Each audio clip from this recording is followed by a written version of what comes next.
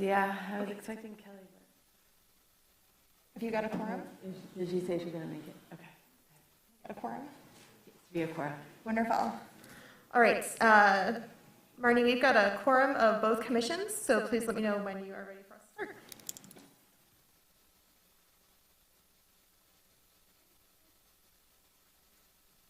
Thank you. I will call to order the joint meeting of the Planning Commission and Parks and Recreation Commission for Wednesday, January 19th, 2022 at 6:31 p.m. I want to welcome our colleagues on the Parks and Rec Commission. I wish we could all do introductions, but in the interest of time, because the Planning Commission will yell at me, I just want to make sure that I say welcome, and I really look forward to hearing all about the Parks Plan. And we'll start with a roll call of both the Planning Commission and the Parks and Recreation Commission, please. Here. Here. Foster. Here. Askew. Here. Here. Chair Baker. Here. Here. Here. Here, I think. Probably mispronounced that. Kokoschka. Moldar. Here. Here. Thank you. We had notice in advance from Commissioners Hagfors and Showalter from the Planning Commission that they would be absent. And I believe you had notice from Commissioner Kraskowski? Yes. Kachnowski. Thank you. Got it. I spelled it right, I think. And I would be looking for a motion to excuse those members, please. Foster moves to excuse. Is there a second? Second from Brazen. Thanks. I've got a motion from Commissioner Foster and a second from Commissioner Brazen to excuse the absent members. We'll just do a hand raise vote. All in favor? Aye. Aye. Thank you. Any opposed or abstaining? Thank you. The motion passes. We'll move on to the approval of the agenda. This is another item that both the Planning Commission and the Parks and Rec Board will vote on.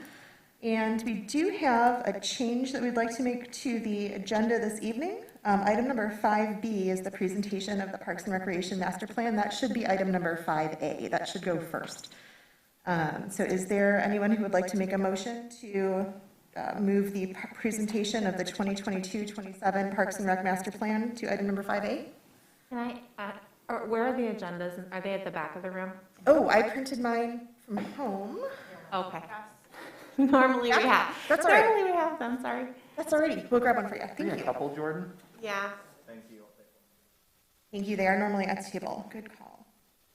Foster moves to approve the agenda as presented with the stated edit of moving 5B to 5A. Malika supports. Thank you. We'll wait till everyone's got an agenda in front of them before we vote on that.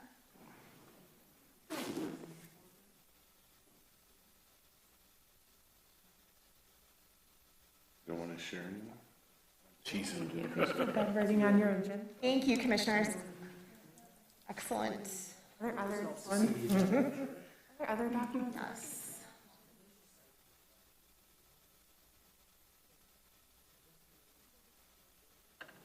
I think Councilman, did you get an agenda? No, I just asked them to bring because I knew a couple of people Thank you very much. here to have. I'm good. All right, now that all of our commissioners have an agenda in front of them, there's a motion on the table to move item number 5B into first position, item number 5A. So we put the public hearing for the Parks and Rec Master Plan first. It was a motion by Commissioner Foster with a second by Commissioner Polika. All in favor? Aye. Aye. Any opposed? Or any abstaining? Thank you very much. That passes. All right, now this is an item that only the Planning Commission votes on. This is the approval, consideration of approval of the Planning Commission meeting minutes. That 3 times fast. Planning Commission meeting minutes from November 17th, 2021. Are there any edits or changes to those minutes? Or a motion to approve? I was going to make a motion to approve. Thank you. That is a motion by Commissioner Hoskew with a second from Commissioner Brazen Planning Commission, all in favor? Aye. Aye. Any objections or abstentions? Thank you, the motion passes. All right, we're now moving on to call to audience. This is a time for audience members to address the Planning Commission, and you've got the Parks and Rec Commission here tonight, bonus, on anything that's not on the agenda. So I'll just quickly review what is on the agenda tonight. We have 2 public hearings coming up. One is the public hearing on the 2022 to 27 Parks and Recreation Master Plan. There's another public hearing on the consideration of a planned unit development application and site plan review for 141 Vester. There's also a new business item, which is a site plan review for 140 Vester. So when we get to those agenda items, there'll be time for comments and questions then. But if there's anyone here to address either commission on anything other than what's on the agenda, please come on up to the podium, state your name and address for the record, and you've got 3 minutes. All right. Seeing no one approaching, we will move on to our first item of business this evening. Item number 5A is now the presentation. It's a public hearing. The presentation of the 2022 to 27 Parks and Recreation Master Plan. We will start with a presentation from our city staff.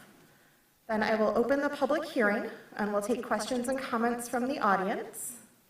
We'll then close the public hearing and we'll give the Parks Commission and the Planning Commission as relevant and our city staff time to respond to any of those questions or comments. So we'll start with our presentation. Oh, Marnie, are we able to turn on the screens down here too? Do you know? I think the remote, I just don't know how they work.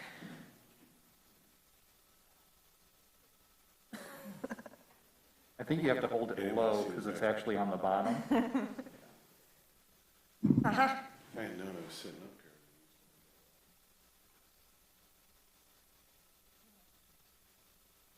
Thank you. Marnie? All right, good evening, everyone. My name is Lisa Bryant. I'm the Deputy Director of Ferndale Parks and Rec. It's great to see you all. I don't think I've met the majority of you before, so it's great to see you, and it's great to be seen.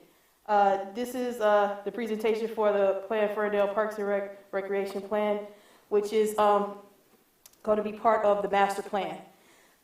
We worked very hard on this and made a lot of adjustments to it from the previous master plan. Today also, I guess I'll let Jordan assist me as well for a change. He's assisting me. Yes, I'm Parks and Rec. I have a really big sense of humor, so. You're in the driver's seat tonight. Welcome. Lorena Wheeler, also the director. She is also here. We also have Emmanuel Johnson, who's not on here, who's also a big part of it. And we have Tara Brown in the back, too, who will be keeping notes for us. All right, I'm going to turn this part over to Jordan because he's going to talk about the whole entire master plan as a whole. And I really want to be cognizant of your time and really focus on our portion of it. So, Jordan, please. Thanks, Lisa. Happy to be led by you anytime. A very quick note, the planning commissioners should probably be familiar with this piece at this time, but just as sort of a recap for the folks at home and anybody who hasn't been following the Plan Ferndale process, what Plan Ferndale is a moniker for the update of several plans all at once. Parks and Rec Master Plan, the Master Land Use Plan, which is our land use and zoning and what goes where and how we like it and what rules we want in the zoning ordinance, and then the Climate Action Plan. So that'll be our first ever Climate Action Plan. So tackling all 3 of those at once is a lot of fun to say and a lot of fun to do. And Plan Ferndale it rolls off the tongue a lot quicker. You can go to planferndale.com and take a look at all of the different activities associated with each plan. And I'll just give an opportunity for a quick shout out if you're interested in the MLUP, the Master Land Use Plan side of things. The Planning Department is hosting virtual office hours every Thursday from 10:30 to 12:30 and 5:30 to 7:30. You can go to planferndale.com and check out the Zoom link for that. So it's just an opportunity to engage. I would really encourage you to visit that site and plug into all these different efforts, and you will hear from all of the incredibly hard work that Lisa, Lorena, Emmanuel, and team have done on the park side today. Back to you.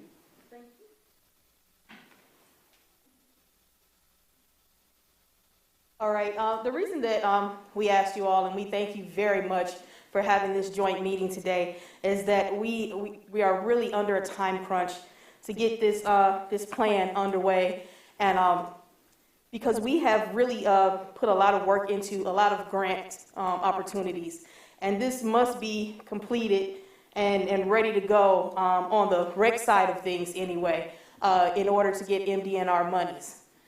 Which has been a big part of recreation and all of the improvements and upgrades we've been doing in the parks. These monies have helped us greatly. We thank our park board and everything for helping guide those things and be a real champion for it. So we thank you all today for joining in this effort.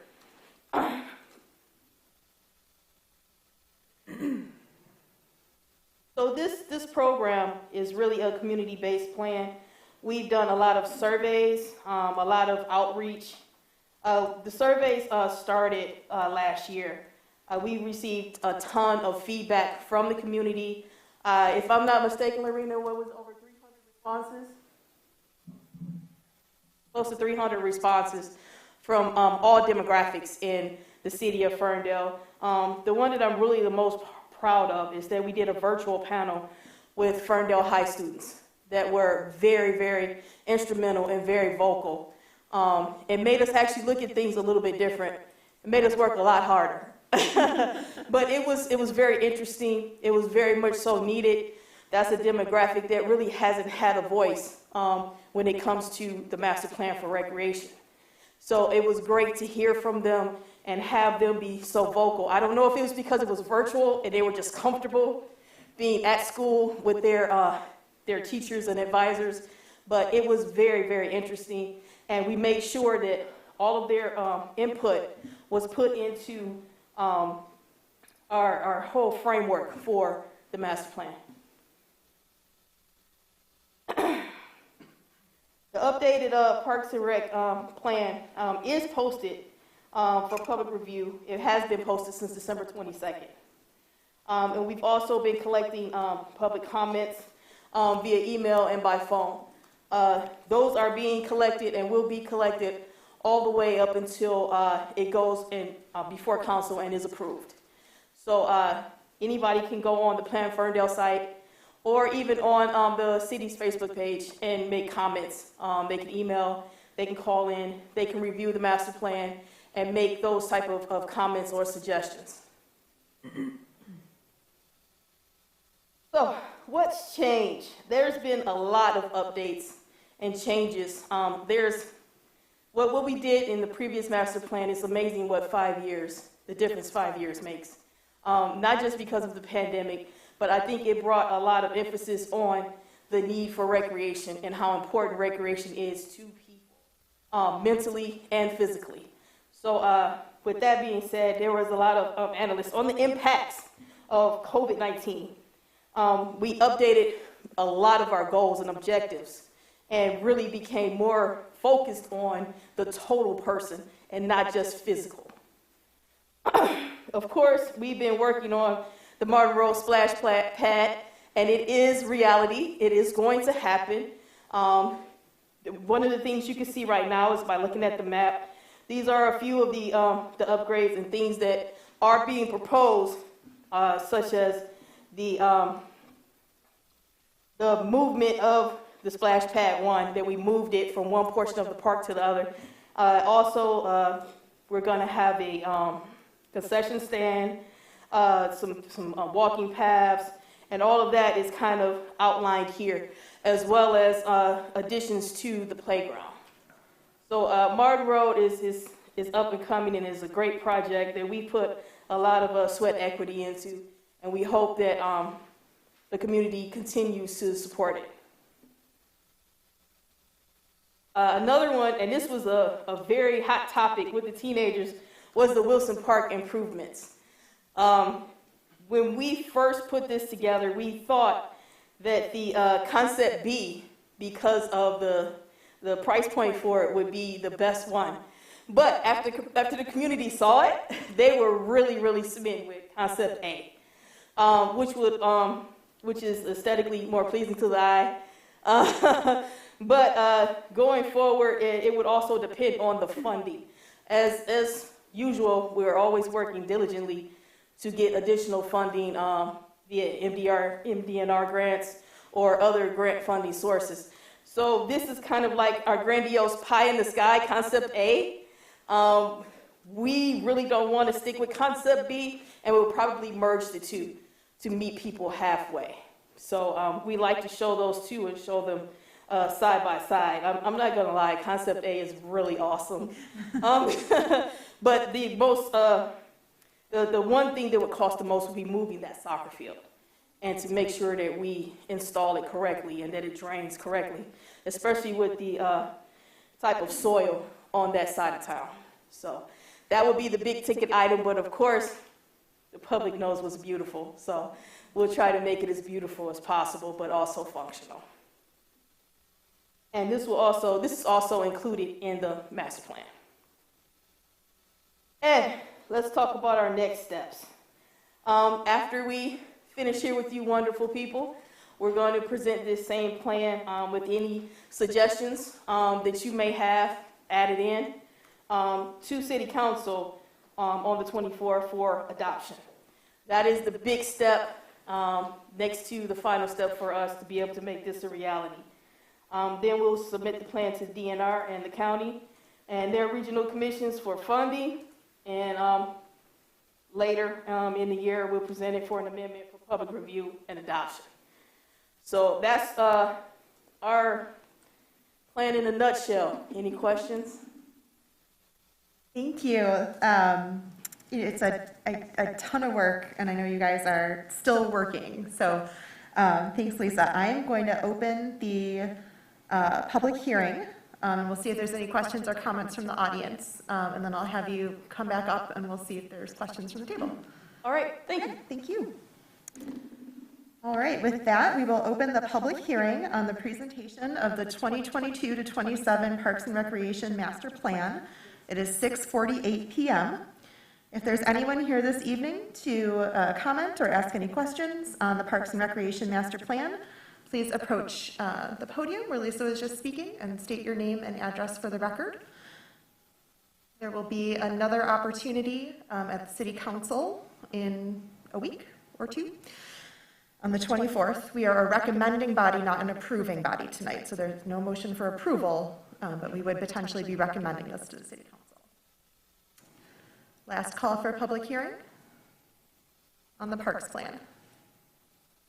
All right, with that, I will close the public hearing at 6:49 p.m. And I'll turn it over to Chair Emily Obert and her commission to see if you guys have any questions for our city staff first.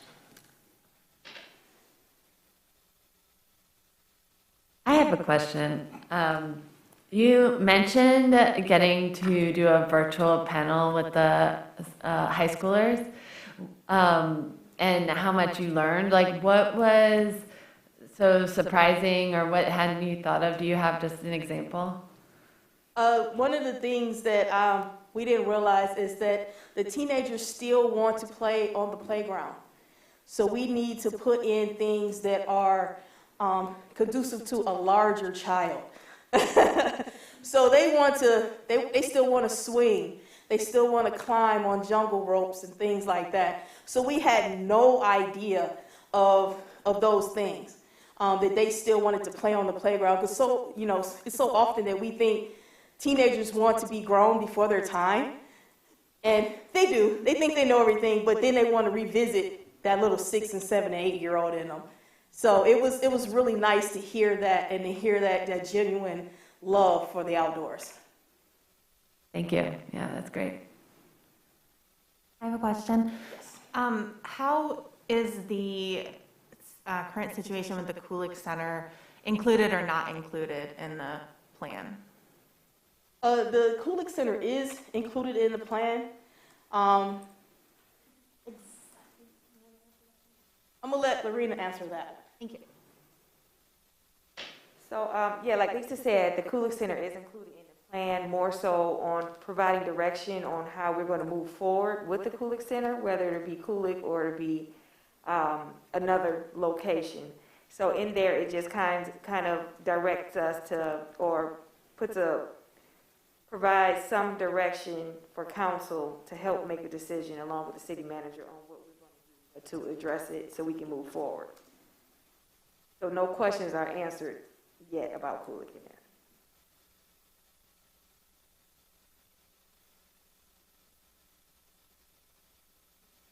Other questions from the Parks Commission at this time?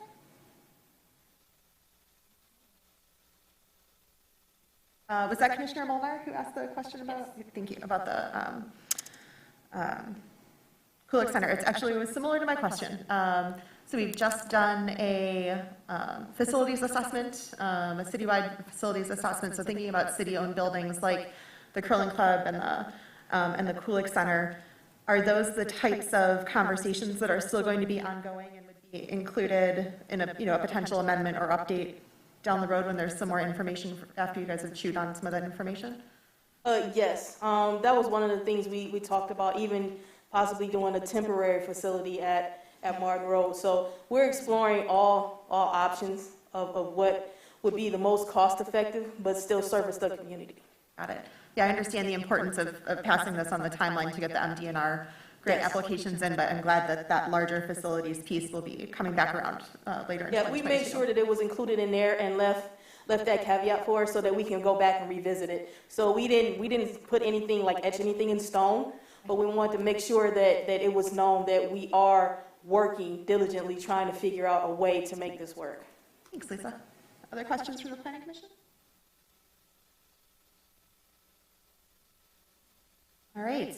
Well, this would be a recommendation tonight to the City Council. So we would either recommend to approve or not. And I don't think we have a motion written in front of us, but it could be as simple as a motion to recommend approval of the 2022-27 Parks and Rec Master Plan. So I want to see if Parks and Rec folks want to make that instead of us. But. I make a recommendation to accept the plan for 2022 through 27 Parks and Rec Master Plan as presented. Thank you. Would you state your name for the record, please? Mike Eboy.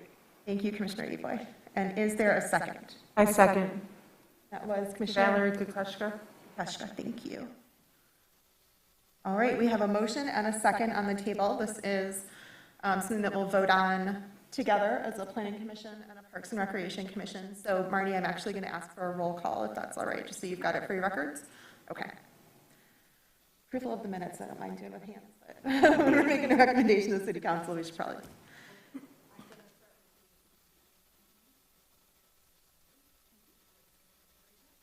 Yes. Yes. Yes.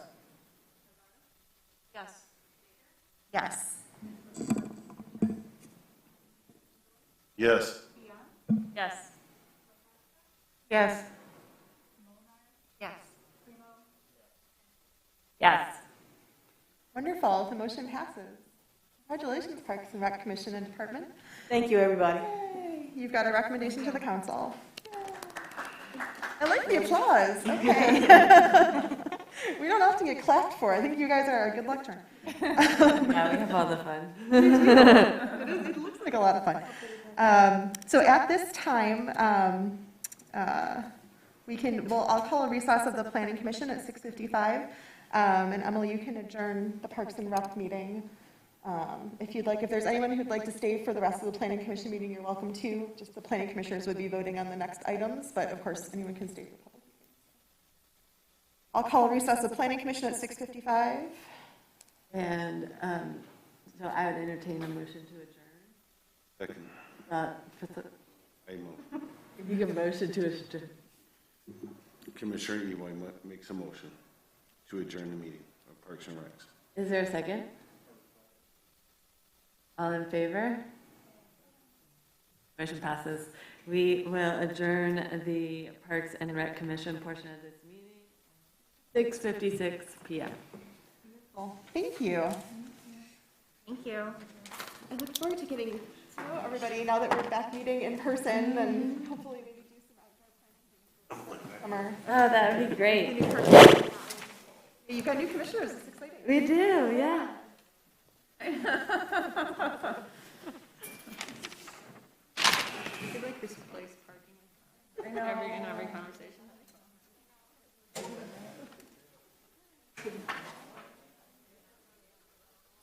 Were those pickleball courts? Pickleball courts? Were the, Pickleball in Wilson Park? Yes. oh, cool. Yes. Pickleball, I think the debate is out on whether it's dedicated pickleball. Okay. We had some pickleball enthusiasts tell us that just pickleball is preferred, so we'll see. But also, But also, Other so there people is use some spaces. tennis enthusiasts. We'll see. yeah. Pickleball courts are smaller, Oh, I'm trying to interesting. find the files for tonight. a bit more. Thank you. Say hi to Alan. Have a good night. Oh, that's Parks and All Rec. right, folks, Oh, we can PC Parks and Rec. redistribute if Oh, we want. right in the middle, like you said. All right. Thanks.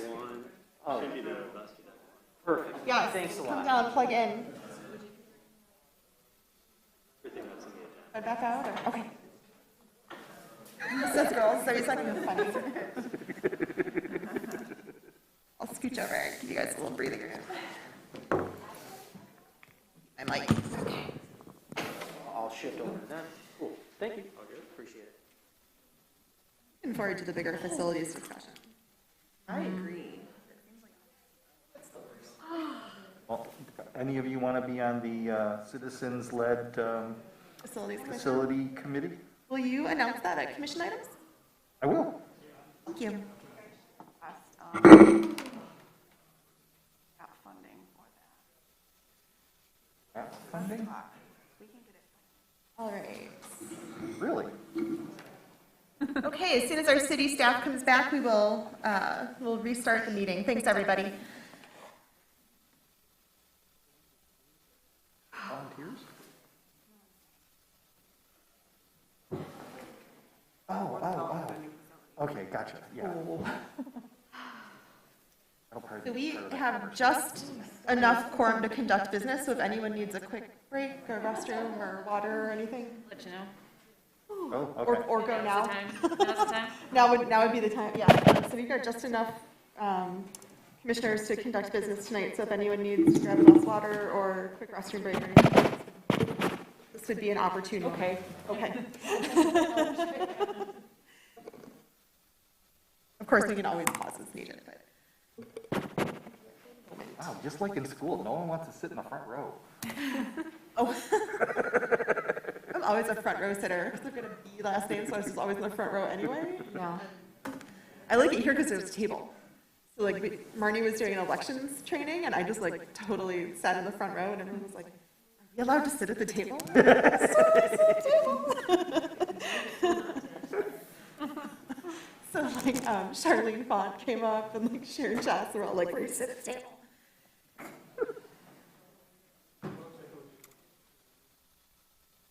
It's just easier to take notes.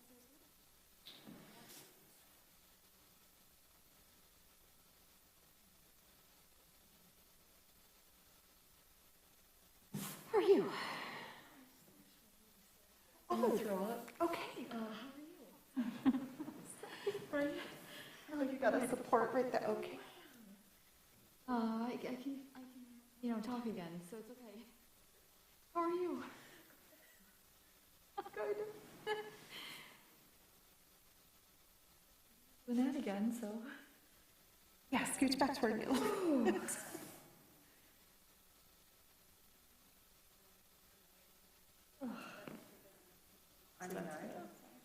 All right. As soon as Commissioner Azar comes back, we'll jump back in. Here, you can put it down. Yep. Okay. I'm thinking 10. I know.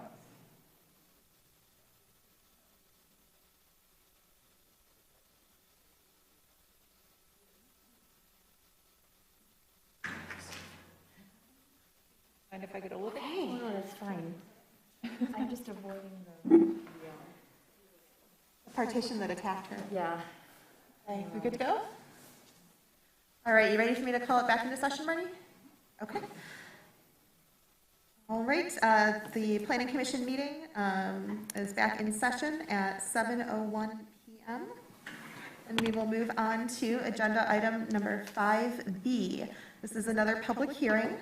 This is the consideration of the planned unit development application and site plan review application for 141 Vester. We will start with a presentation from our city staff. We will invite the applicant to share information on the project, and then we'll open the public hearing for public comment.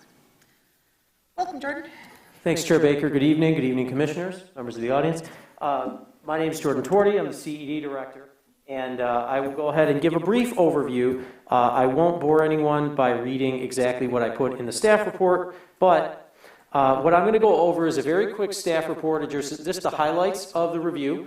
This is the third time this item's been before Planning Commission, one discussion, one supposed to be a PUD application review, but turned into a discussion because there wasn't quorum, and now here we are for a formal vote. I'm going to give just a highlight of my latest review on top of the previous reviews done for this, and I'm also going to provide a brief update because parallel to this project, a lot of the public feedback, especially from the business community, revolved around long-term parking, and I have an update on some of the progress made on that. So I'll start with this review. I'll go through those slides. All of those will be brief. I'll take a page out of Lisa's book from earlier, and certainly could take any questions before kicking it to the applicant or after, whichever order the commission would like to go. That being said, essentially, I took advantage of the fact that this had been reviewed a couple times already, by previous staff and Safe Built Studio. So I tapped into some of our contract resources.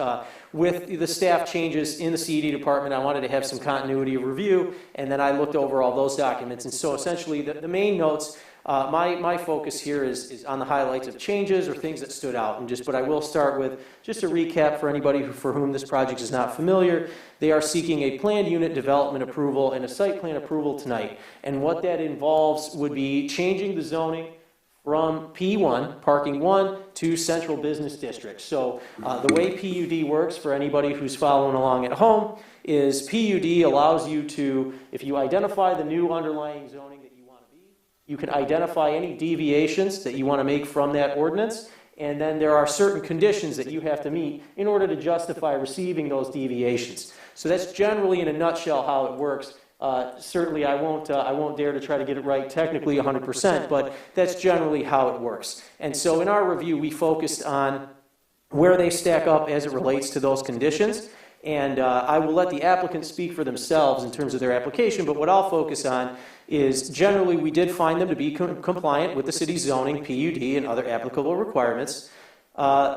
It's consistent with their original application in September of 2021, except for revisions they made based on community feedback. And so the main ones are here. I'm going to try to zoom in on that for folks in the audience there, and also myself, because I can barely read that. So essentially what you're looking at is they adjusted back to 72 units, which is still a reduction over their original proposal, but because of the parking conversation I'll talk about momentarily, with that being in the realm of possibility, they raised their number of units and aligning with that possible project. And so what that does is it changes their parking deficiency to a total of 26 spaces. So in the site plan, they're required to provide a certain number of units for all of that residential. They're providing 50 some on site. Again, I'll let the applicant speak to those details, but they'll be deficient for 26 spaces per the ordinance. So they also indicated a willingness to increase commercial space activation on the west side of the project along the adjacent north-south alley. Now, that's not reflected in the site plans, but I know that there's still some discussion on that in terms of how that is to be done, if it is to be done, etc.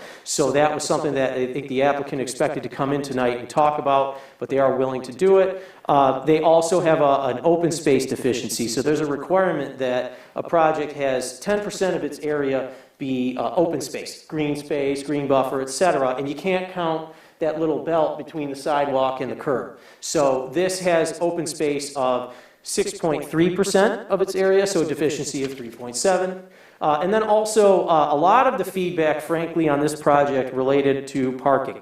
So in the development agreement, so every PUD, I was remiss in pointing out earlier, comes with what's called a PUD agreement. This development agreement outlines certain commitments that the developer will make as conditions to their approval.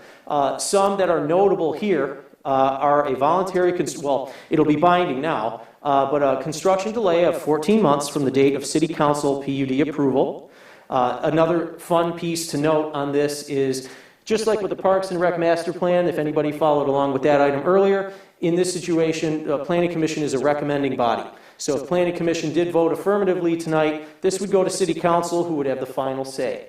So what would happen is, that's why that 14 months references the date of City Council approval, because that would be the next step. Affordable housing, 25% of the units will be capped at rents aligned with area median income ranges of 80, 70, and 50% respectively, contingent on incentives approval. So that's another thing that they would be doing in front of City Council. But generally what that means is, the Federal Department of Housing and Urban Development has median income rates for our area. And essentially that is tied to a standard of affordability that allows rents to be provided that are below market rate, but more tied to a diverse set of incomes. And so what they've posted there is consistent with the spirit of our incentives policy and our inclusive housing policy in the city of Ferndale. And then they also provide a payment in lieu of parking. So I mentioned that this zoning would change to Central Business District. And in the Central Business District, upper level residential parking has to provide all of its parking on site and off street, or they have to pay per space. And that rate is $5,000 per space for the first 10 spaces and $1,000 per space for space 11 and up. So you do that math, 26 spaces, $66,000. So they pay that into the parking fund, which is used to enhance the public parking system. And again, I'll talk about that in a moment. And then, they also make a commitment to lease parking spaces for their residents at the proposed 180 Vester privately led parking deck if it is constructed. So again, I'll talk about that in a moment, but basically that's the general gist. So all the original reviews were attached as supplements. I could certainly dive deep on those if folks have questions, but I did kind of let those speak for themselves since this has had a lot of discussion in this chamber. But again, please don't take that as an indication of not being willing or able to go deep. So that's generally the gist. And what I would like to do then is I'll pause for questions. If there are any questions on that, if there are none, I can go right into the conversation about the parking. Okay, I'm seeing a nod from Chair Baker, so that is what I'm going to do. So, as a bit of background on this, when we last had this before the Planning Commission, the DDA Executive Director and I were in front of the Commission, and when we were hearing the discussion, one question we wanted to know, the business community was very clear on the need for long-term parking, irrespective of this project. That was just a general challenge on the east side. So we heard that loud and clear, and the city, when this project first came about, we tried to broker some temporary lot solutions and renting any available space that we could find, and we landed on a conversation with the owner of Ferndale Collision. And we noticed that, hey, you sure have a lot of space there behind that fence, and it would be really cool if we could lease that on nights and weekends when we have a huge parking demand in this area. So we were having some positive conversations there, and then really when we vetted that with the business community, the general sense was that was a nice gesture, but it's not enough. So we started talking about that as a city staff and meeting with business stakeholders and the city administration, and then to this chamber and this body. And we tried to go bold. And so we said, what could we do? Is there an opportunity if the city was able to be a partner to leverage city incentives or, excuse me, even, there were conversations about leveraging city parking lots. What could we do to induce a long-term solution? So I'm pleased to say that we were able to make some progress for 180 Vester, which is the Ferndale Collision site. So what we have brokered with them in general, in terms of the what we know to be true column, and I'll start with that. So obviously we're here tonight to talk about 141 Vester. That's a separate project. That's what's up for discussion tonight. But 180 Vester, the parking deck concept, has submitted a full site plan. It appears to meet our site plan requirements. The review has just started at the staff level, and they are on track to appear before they've requested this, and they are on track to appear before this body on February 16th. They are desiring a site plan approval. So they're trying to design this in a way that meets city ordinances. They were here for discussion previously at this body, and they had a very preliminary rendering just to show as a proof of concept that they could build on that site. So they had now taken that to site plan scale, and their desire would be to get an approval for that, then work with the city on any necessary incentives to make the project economically viable. And the goal would be is to build it, if possible, before 141 Vester is constructed, if that is approved. But also, I want to sort of underscore that both of these projects, while they are complementary, they are both separate. And they both have a separate approval process, and they are both on two pieces of private property. So the city's lane here is trying to be a matchmaker, trying to be a deal maker, but we cannot force a deal in either property.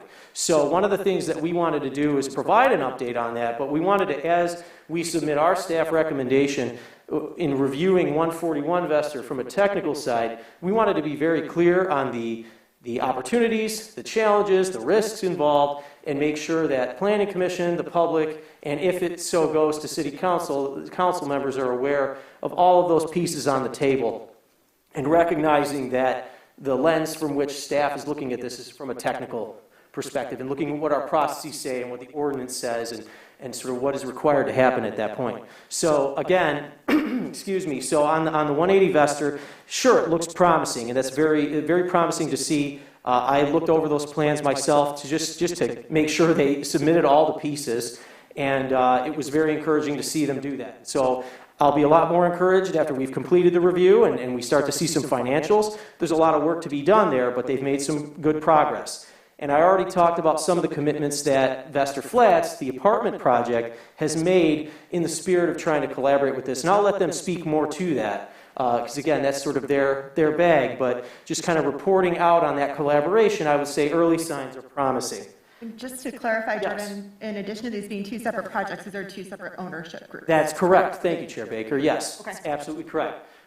Excuse me. And so that kind of squares up what we know to be true, and these are things that we can expect that we have something to work with. What remains uncertain is kind of what I alluded to. We can't guarantee, frankly, either project. So again, you know, it's Planning Commission's role to recommend, and Council's role to approve or deny the 141 Vester Flats. So that apartment building, you'll hear from the applicants today. From a PUD perspective, I'll talk about the recommendation from staff in a moment, but that's sort of what the parameter of tonight's discussion is the PUD ordinance, the site plan ordinance, and the intricacies of that.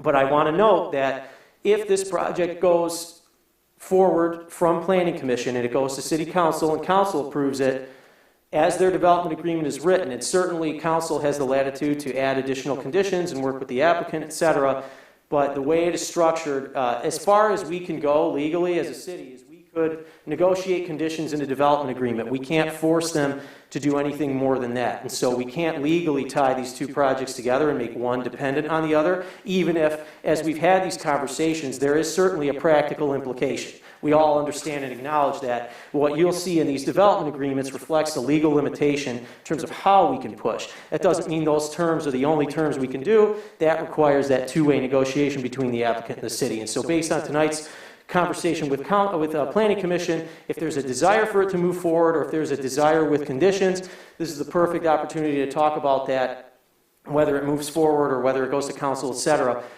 This is a perfect opportunity to lay out that kind of stuff. On the parking deck side, again, and again, I don't want to sound like Mr. Doom and Gloom, but I'm also not trying to be the monorail salesman. Trying to just lay the cards out on the table as we see them. Yes, there's been some promising progress, and we're excited to do the site plan review, and from the discussion, the businesses seem very excited about the prospect of a deck here. That being said, the project can't be guaranteed. There's nothing we can do to guarantee that. Even if the review goes great, even if it's the best looking thing we've ever seen, and we really want it, and that's really cool, the other big piece that still has to happen is the economic piece. So developers always like to say a project has to pencil, meaning that it has to break even on the balance sheet, it has to be economically viable. That's something I can't say for sure that it is yet. I don't have any reason to think that it wouldn't be, but we haven't done the math yet. We haven't, we have a box that says 177 parking spaces. As we learned with the DOT, once engineers get a hold of that and you go to construction drawings and financing, you start figuring out where stairs got to be and where this conduit's got to go, and you start adding those costs up, and then you get to a real picture of what this thing will cost to build, and then what we can marshal from an incentive standpoint to support that, and then what cash flows can be provided to support that. We're very eager to do that work. We don't think it'll take long to do that work, but it still has to be done, and the results of it can't be guaranteed. So I just want to be very clear on that, but I will say that staff is working in good faith with that applicant on that piece of it. So we would like to be able to report more on that, ideally by the time they come for Planning Commission site plan approval, but certainly there's just information that you know once they start doing bid documents. So once you start getting into the engineering, you really start to see what something's going to cost. Up until then, it's estimates and good, best guess estimates. So that being said, again, not trying to be doom and gloom, but just trying to be transparent. That being all said, so again, I mentioned tonight from a staff perspective, staff's role in this is to look at something from the context of the ordinance and the requirements laid out therein.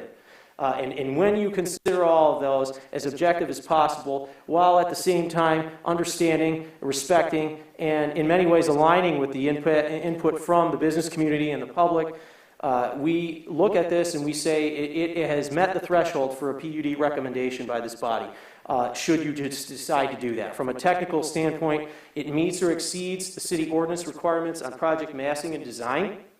As it relates to parking, while again, we've had extensive conversations with the public and we understand sort of the practical reality of the dependence on that private lot, the way our ordinance is written, what you have to do to qualify for a parking waiver, the payment in lieu requirements, they meet those. So when you run through all of those ordinances, and the applicant will speak to their specific answers for the criteria for PUD approval, they will speak to those. But basically where we see it is they've done their best to respond to public feedback. They've met the requirements of PUD. On a long-term parking solution for Vester in the East Downtown Business District, we believe that's within reach. Again, we don't want to get stars in our eyes about it, but it is closer to reality than it has been in recent memory. We believe that we could keep working in good faith with that team and bring that project forward. We want to engage other property owners to strengthen partnerships. And then again, I'll reiterate, staff does not take development concerns lightly, and the city is not afraid to reject a deal that would be bad for the community. And anybody who doubts that should just go walk to 9 in Bermuda and ask me, tell me how Baker College is doing. So we will not force this down anybody's throat, but staff has a duty to kind of look at things from a technical standpoint, and when you take an objective look at our criteria, the conclusion we have to draw is that they meet those criteria, and they've worked with us in good faith to do that. So that being said, that's kind of where staff is coming from on this. But with that, unless Commission would like to hit staff with questions, I could kick it to the applicant to talk in detail about their proposal. Thanks, Jordan. Yep, I'd like to welcome the applicant up next to share any information that you've brought tonight on your updated plans. We're looking at a rezoning, a PUD approval, and a site plan tonight. So feel free to, you don't need to try to keep them separate. It all kind of goes together. Okay. And I imagine questions from the audience will come in addressing kind of all of those at once too. Sounds good. Can you hear me?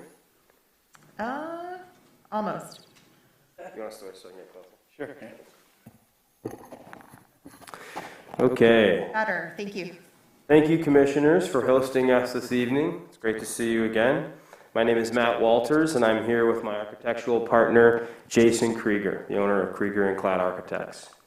We will be presenting this evening, as you know, on the proposed project at 141 Vester, and believe it's in its current form that it is a win for the city of Ferndale. We understand and appreciate that this project will produce growing pains, and we are sympathetic to that point and will do everything in our power to mitigate these issues. We will continue to work with the city of Ferndale, the adjacent businesses and residents, to ensure that we are helping as much as we can. We have knocked on doors on nearby residential streets several times and have met with businesses that are in close proximity and utilize the 141 Vester parking lot to listen and understand of all concerns associated with our proposed project. We cannot solve everything, but we intend to do our best because we are a solution-oriented real estate development organization. The parking garage solution that Jordan just spoke about, that has been procured by the landowner to the south in the city of Ferndale, we believe is a win-win for all, and we are excited for the well-balanced future of Vester Street if these proposed projects are approved by this body and City Council. With that, I'll let Jason kind of start with walking through the presentation that we have for you. Good evening, Jason Krieger, Cloud Architects. Can you guys hear me? Okay. Yes, thank you. Welcome. So we have a brief slideshow here. Then I think we've gone through it a few times with everybody, but we'll walk you through it again. We'll try not to belabor any of the slides that either Jordan already went through or we've already touched on before. Let's see.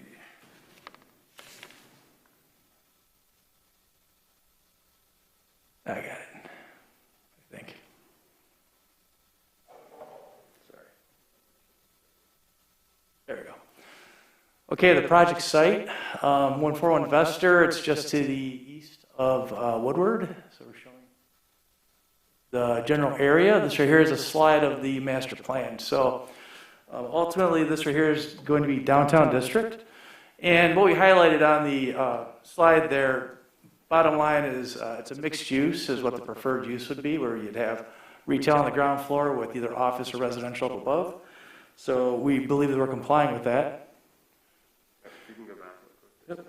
I guess also what this map shows is the master plan.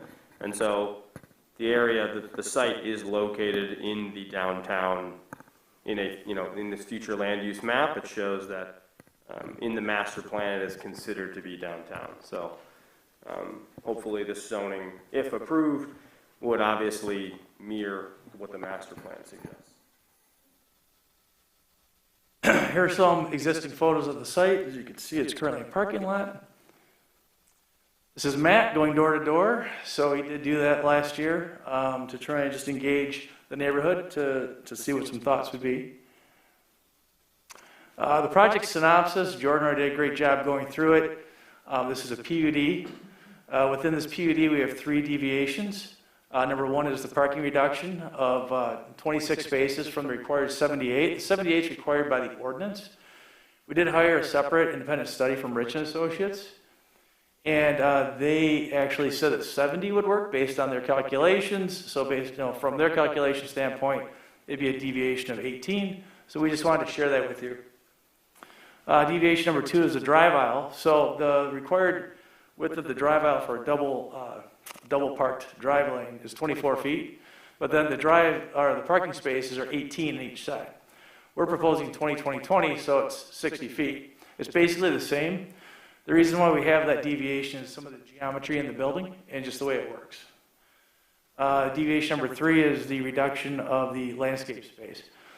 We tried to get as much as we could on site, but in order to get as much parking as possible, a zero lot line building, which we think is what this site would need, it shook out to 3.7%. Ultimately, it's a 4-story mixed-use building, 72 residences, 52 partially covered parking spaces. We have about 2,900 square feet for the clubhouse and about 1,600 square feet for the retail on the ground floor. Just the clubhouse. The clubhouse includes not just it's a small lobby. We heard last time when we were here that we had a lounge there and that wasn't very attractive. So we increased the size of the retail and pushed the fitness center to the east side of the building, and then put the bike room with 82 bike spaces behind the fitness center and off of a coveted, Vester Street walkable area. So clubhouse, that word probably isn't great. It's a lobby, and then tenant amenities that are adjacent to that lobby with the 1,600 square feet of retail space. It's a kind of a catch-all term for the industry. When you have those amenity spaces. Okay, so here's a overall site plan. I don't know, can you guys see the mouse? Do you guys have screens that you can see this or no? I'm trying to find a way to point to things. Yeah, we can see it up here on the big screen. Yes. You guys want me to try to turn off the overhead light over the big screen? Will that help? Okay. Perfect. Okay, so this right here, this is Vester, right here. and Woodward's off to the left side of the sheet, okay?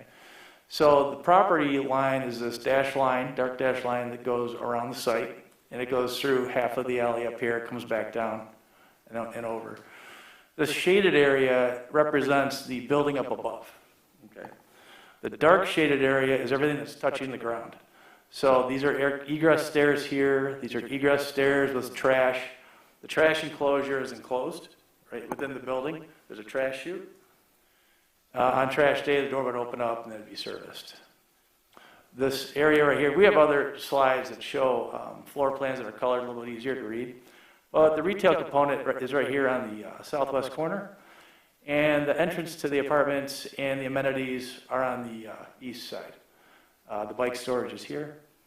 This pinkish color represents an improved alleyway. So the alleyway will be repaved. We would work with city staff as far as the technicalities of it.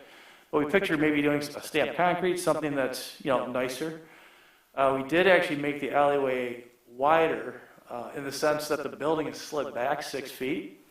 So initially it's 18 feet. Now it's 24 feet right here on the diagonal, and it's 23 feet right here. So that allows an easier turning radius into the parking lot for cars.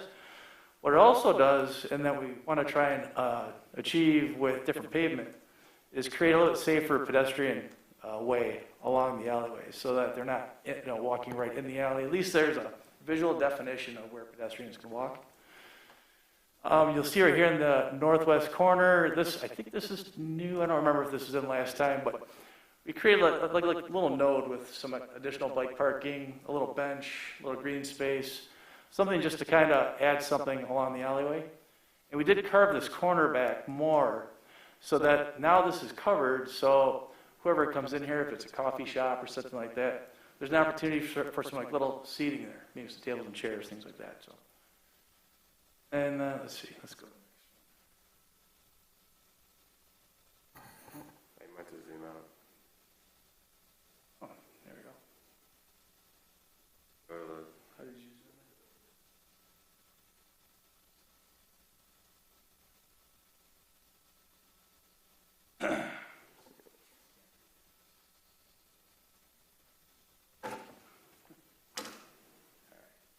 Okay, so this slide right here really talks a little bit more in detail and shows some images of some of the items that I touched on. Basically, item number one, so we have semi-covered parking through here. Again, the shaded areas of the building up above. We have 8 EV charging stations, which is required. That's in the covered area up close to the building. First floor lobby with tenant amenities. So this program is still going to be worked out. But this would be like some mail, entrance, maybe a small sitting area. The important thing here is we have a great enclosed bike room with 82 spaces. And then the site is located 1 block from the 9 Mile Road and Woodward Smart Bus Station.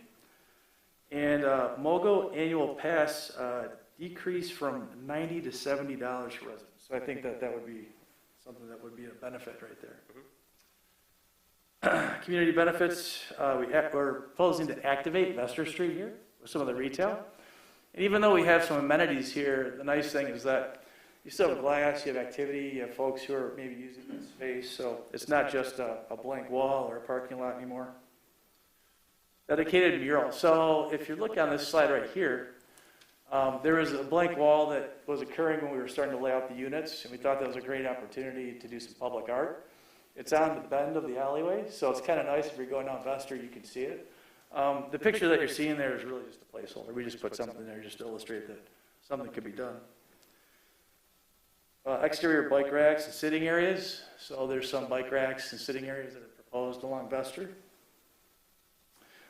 We mentioned the $66,000 payment in lieu of parking that's going to the community or the city. And then the affordable housing aspect, 25% of the apartments. So this picture right here shows that little sitting area that's on the alleyway. Proposed, stamped concrete, sidewalk on the side, and then we have some of those little benches and bike racks along Vester. Because you mentioned affordable housing. Sure. So Jason mentioned the affordable housing component. I thought that Jordan also did earlier, touched on the AMI. I thought I would bring some more detail to that. Not everybody knows what AMI is or what that actually means. So of the 72 units, 25% would be affordable. Like Jordan said, at 50% AMI, ranging from 50% AMI to 80% AMI. 25% of 72 is 18 units. And they would be a mix of the studios and one bedrooms. For studios, 50% to 80% AMI ranges from $700 a month to $1,120 a month. And then for one bedrooms, 50% AMI is $750 a month, up to 80% AMI, which is $1,200 a month. So it's pretty much, it's evenly split between the 50%, 70%, and 80%. Just wanted to bring a little bit of detail and clarity.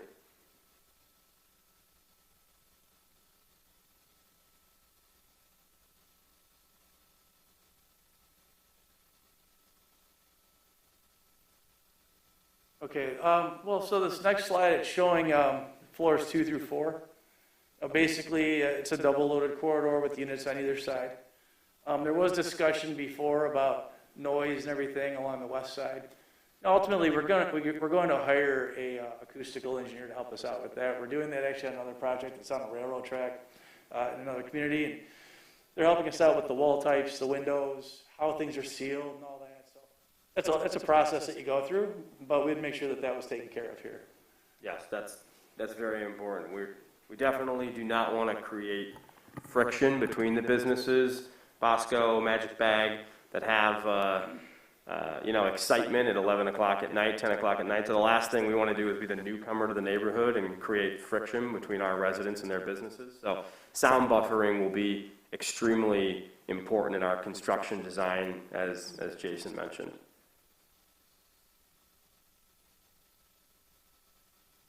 The next slides are really elevations. We're showing the types of lights, potentially that we're proposing. I think the takeaway here is to show that we have a lot of glass along the street. As you go up, the glass diminishes a little bit. This is a little bit more of a traditional slash transitional type building, but good high quality materials. Brick, cast stone. Along the north, and I believe part of the west and the east, we're proposing James Hardy siding.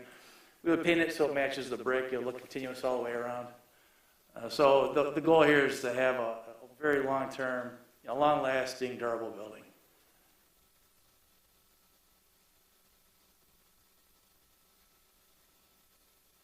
It's a photometric plan showing that we're meeting the ordinance requirements.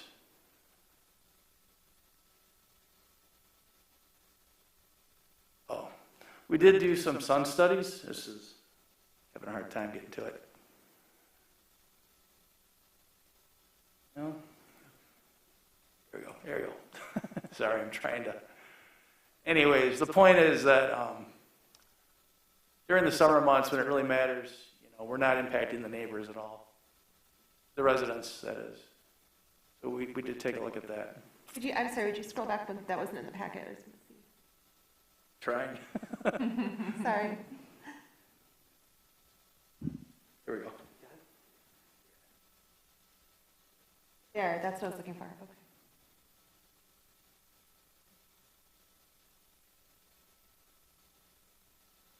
Thank you. The last slides are, I believe they're just renderings of the site, just to give you an idea of what it looks like graphically. So this is the front entrance. In this right here, we're showing a potential area here for a drop-off zone. That's really common now with multifamily because of Uber and Lyft and all those, and also ordering food now all the time. So this here is an aerial that shows the corner, the potential for this improved alleyway. There's a shot that's looking, it'd be southeast, so you can see the parking lot partially covered. The color, the banding, it would all be the same all the way around. Let me dwell on that really quickly. Sorry, Justin. Before, when we came before this body, we had inconsistent balconies that were kind of scattered throughout. We have added several more balconies to make it more consistent, just so the look and the aesthetic is better. I would also add that the driving aisleway that was discussed a little bit, just to talk about another change from when we were before this body and to now.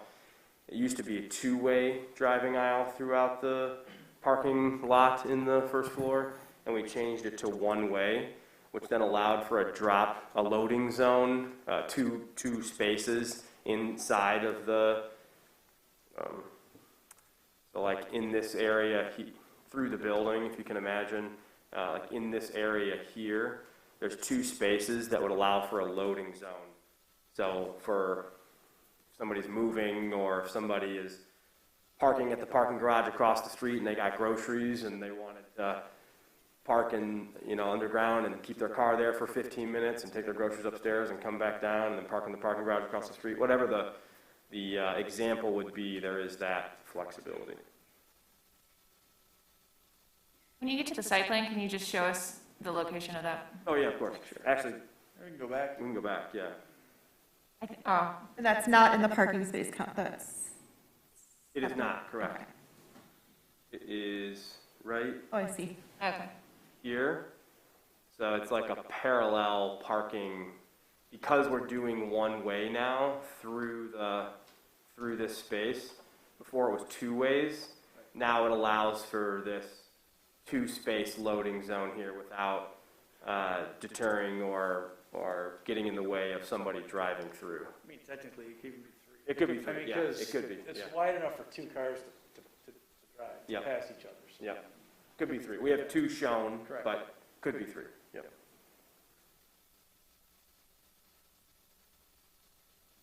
All right, I want to make sure we keep going through before we get into Yep. any other questions, admitting that I've asked at least one. I think that's it. Yeah, I think so. So these are just images of the building and our proposed design, so. That's it. So that's it, Yeah, we're available for questions. Thank you. Thank you very much. All right, thank you. We will now open the public hearing for consideration of the planned unit development application and site plan review application for 141 Vester. It is 7:39 PM. If there's anyone here to speak on this item, to offer comments or questions, please feel free to approach the podium at this time. We would ask that you state your name and address for the record. You have 3 minutes for questions or comments, and we will take all the questions and comments, and we'll keep track of them and keep notes on them, and then we will work to answer them with our city staff and with the applicants.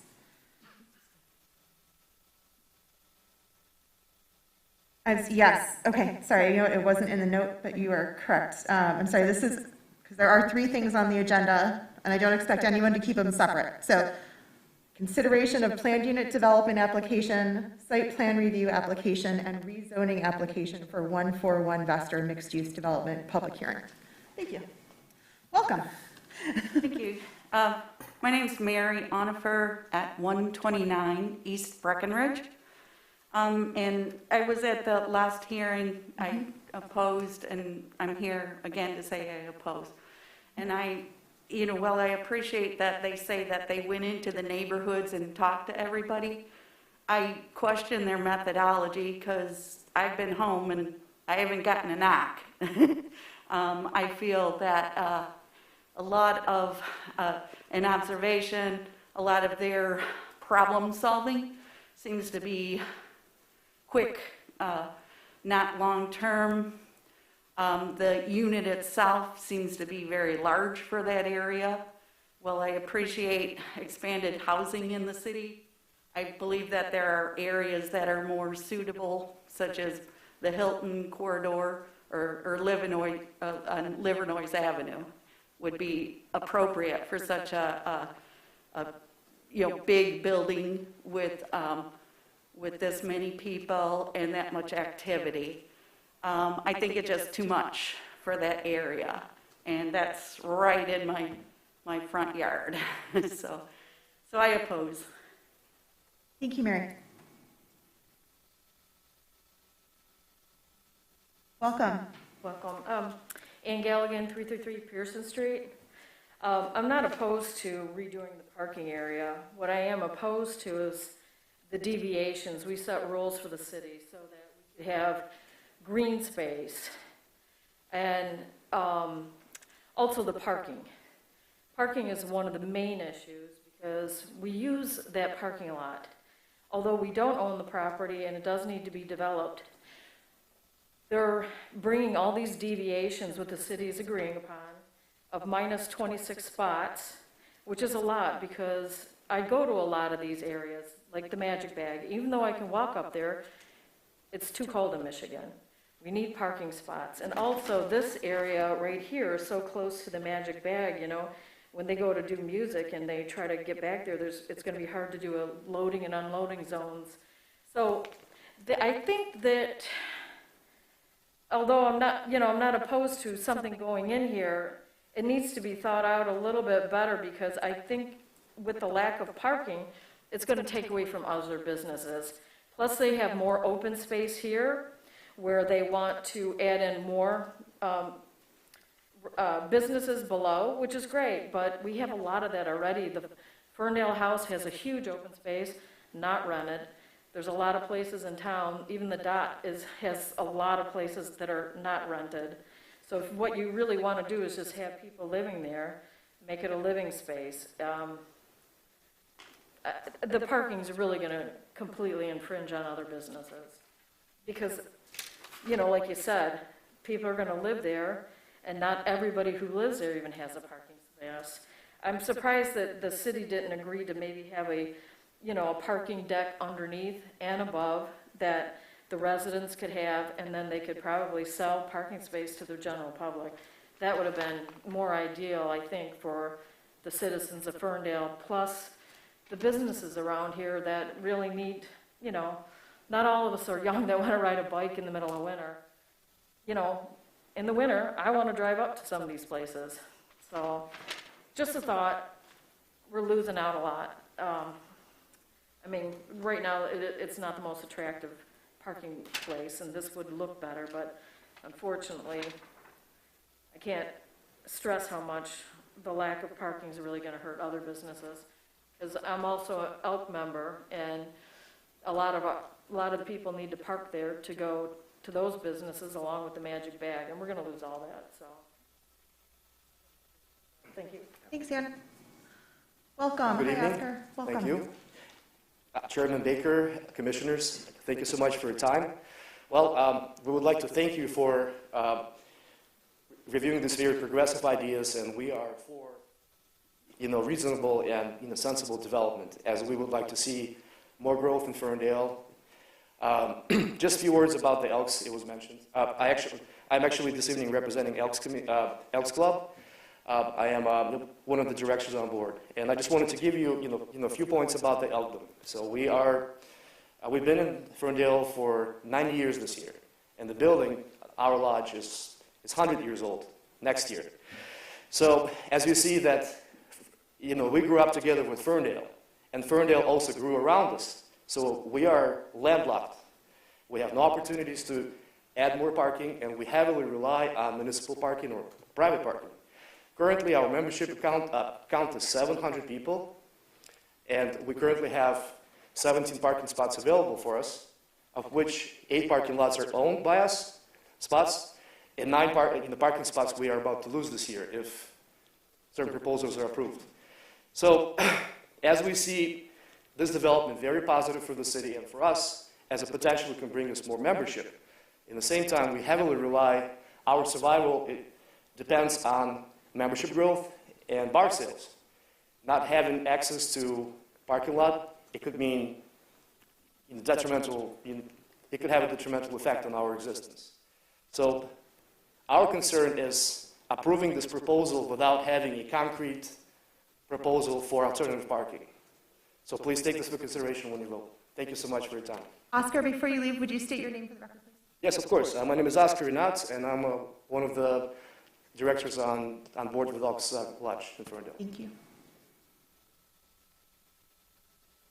Welcome. Hello, my name is Dana Toucher. I live on 3012 Paxton. I am proposing the next concept for the restaurant concept at 140 Vester. So my questions are for the applicants. I have two questions.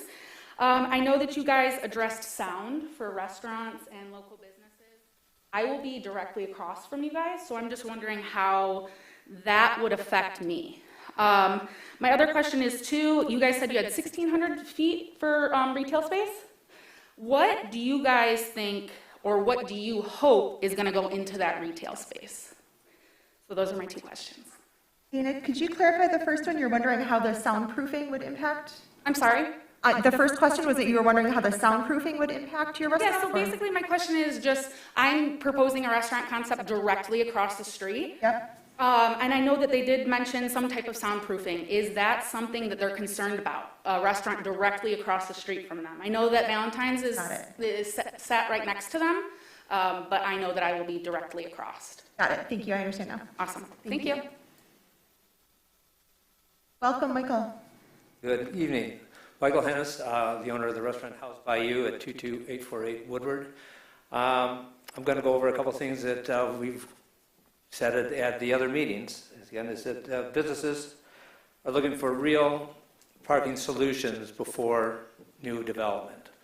And I know Jordan spoke at the last meeting and really got a lot of our businesses very excited about the idea of development at Ferndale Collision before building, taking over the parking lot at 141. Without having that as a solid base, we have to. That's our business's concern. The city has, through the studies, have noted that there's a real need, a deficiency in this quadrant on the east side of Woodward. The applicant now is looking for, based on the potential of a new structure, he's looking for additional variance in parking. So the new proposal would have a greater deficit than the original proposal, but no guarantee that the other project is going to go forward. And as we talked about before, or I talked about before, there's also, other room for growth in this area, and we expect it. And there's an applicant coming in that's putting in another restaurant proposal for areas that are already zoned for development. The other parking lot at 9 Mile is already zoned for development. Of course, the church lot is zoned for development, and there's no guarantee that Ferndale Collision might get another attractive offer for that corner for additional development other than parking. So until we get real parking solutions in place, we questioned the approval. Thanks. Thanks, Michael.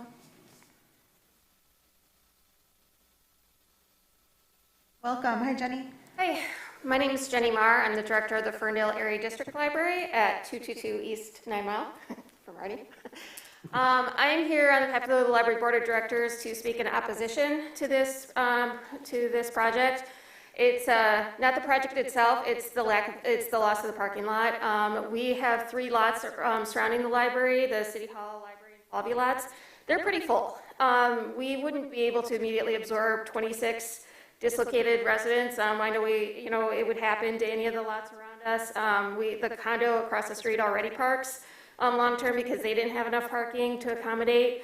I'm concerned about our patrons coming to the library. We have a lot of families with strollers, we have a lot of senior citizens, and we have a lot of people of all ages with mobility challenges. If they get dislocated and have to park farther down Troy in the neighborhoods, I don't see the DOT being, an option, to relocate people. I'm just really concerned about what it's going to do, the ripple effect of all the existing lots in the neighborhood, should we lose that.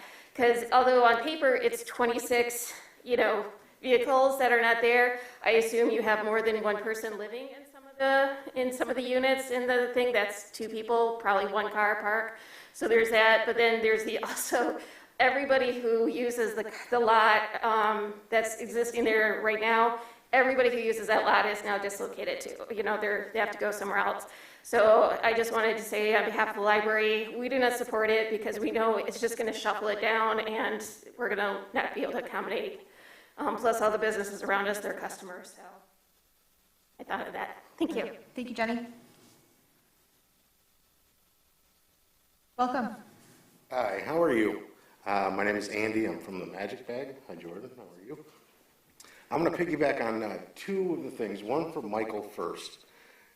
And I guess that I'm a little bit thrown by the fact that I thought that this was going to happen if the parking came first. And I thought that that was the guarantee. So until that there is a guarantee, which we thought that there were, because I don't see Dennis, so I don't know what type of deals you've made with Dennis.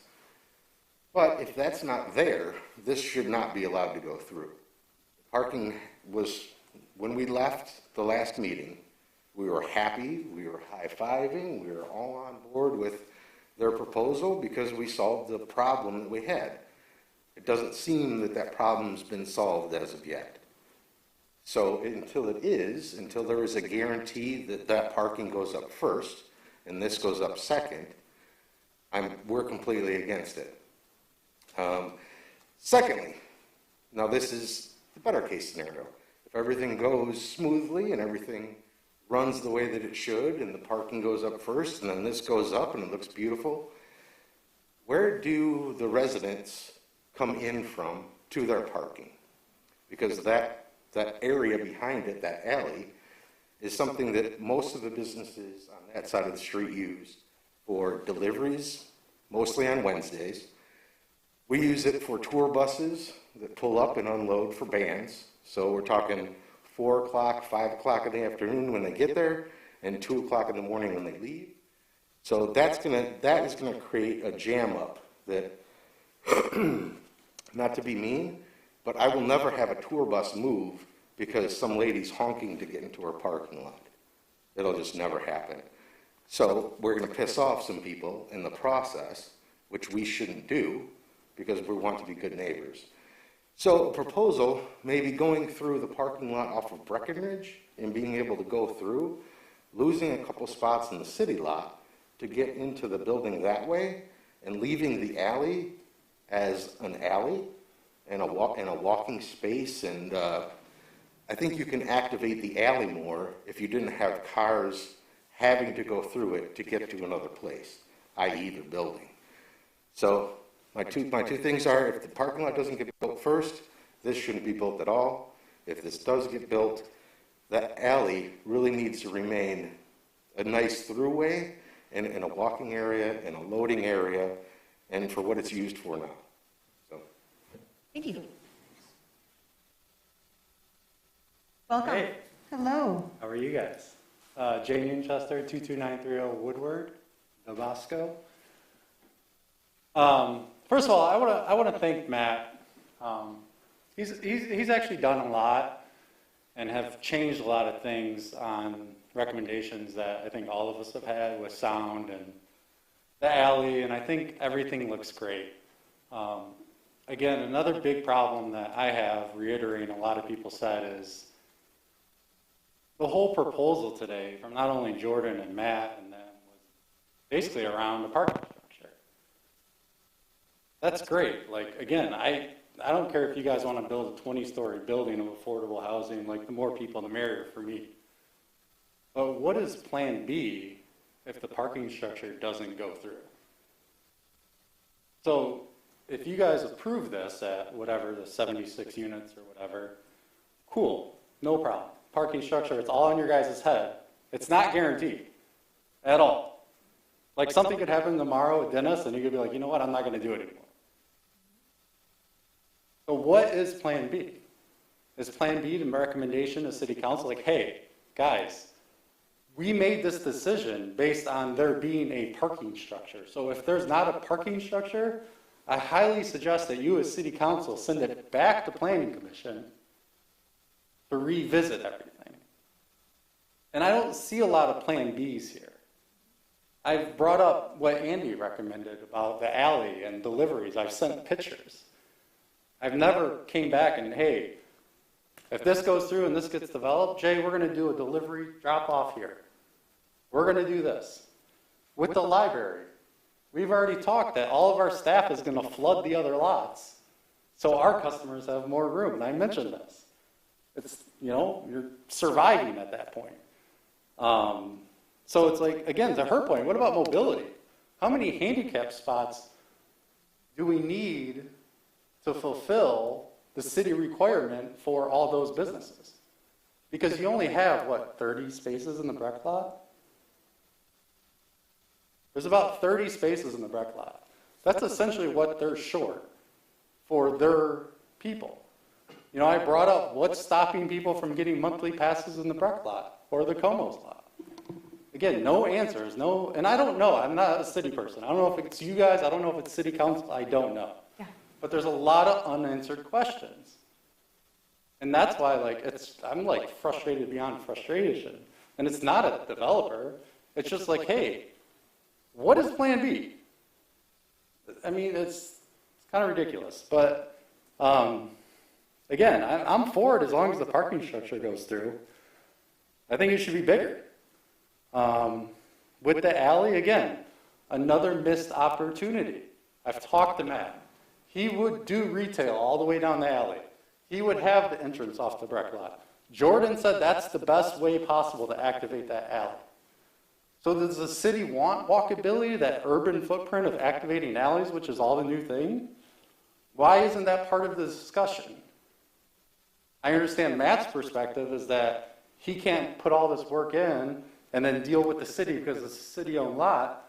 But what's Plan B so it can go to city council and they don't have to shoot it all the way back here? It can be like, hey, yeah, we let off the Breck lot, so let's go that way.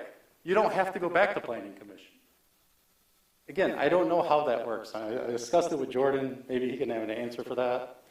But my thing is activate the entire alley, enter off the Breck lot, have a plan for deliveries, and then have a Plan B if that structure doesn't work. And that could go based on units, parking, where they're going to park, a couple things in the area. Again, I don't want to put words in people's businesses' mouth, but I'm pretty sure Flytrap's for sale. Rose's Frame Shop is going out of business and selling. I believe they're trying to develop the glass spot. I mean, where are they going to park? It's bigger than Bosco, so I'm assuming their capacity is going to be 300 plus. You have all these things happening in that corner with no answers to really, yeah, the structure's great. It's great. Affordable housing, that's awesome. But I'm telling you, this is going to create a SHIT show in that area. People's cars are going to be turning around in people's driveways. They're going to be blocking their driveway. It's going to create havoc with all of this going on. Not to mention, one of my buddies, that place on 9 Mile, the name of that new development, he got a place there for the weekend. I went there. Everybody goes to visit these people on the weekends. You live downtown in an urban thing. Your friends are like, hey, let's go out. Hey, I just got a place in Ferndale. That's great. That's awesome. Come over. Where are they going to park? All of our traffic is on the weekends. So now you have all these people visiting these people, trying to go out in Ferndale, and Ferndale's still a destination town. So now you have all these people trying to come to Boston, trying to get a show at Magic Bag, trying to go out to dinner. All this traffic is on the weekends. I'm just going to let you know you're a little over time, so that's okay. You had moved on to anything. Again, I've never been totally like, hey, no. I've never said that. I've came here, I've sent you guys emails, I've sent pictures. What is Plan B? What is the actual best thing that the city could want? You keep on hearing about a master plan. Does the master plan come out after everything's done? I mean, it's like, again, I think it's great. The parking structure is going to be awesome if it's done, but it's not. So what is Plan B? Thanks, Jay. Thank you. Yep. Welcome. Hi, Rufino Valentine, 610 La Prairie. We got a new speed bump there, rebuilt, but go La Prairie. I own Valentine Distilling, 161 Vester, Cocktail Lounge, and then also the production at 965 Wanda. I appreciate all the work that Jordan, the city, and the council members that I've spoken to, and the developers. Matt's been really open. I just want to reiterate, I guess for the record, of where I stand. 100% behind this project with the parking deck. Without the parking deck, I'm going to hope to sell my building for at least what I paid for it and move to Hazel Park. Like, that's how dire that parking thing would be. I was hoping that we had these things sequenced, you know, and I'm willing to bear out the tough, you know, construction, you know, what happens during construction, that ends. But if the parking isn't sequenced with the structure and then this project, man, I don't see how it happens. I would really like to see the parking structure a little further along in the process. But that's about it for me. Thanks. Rufino.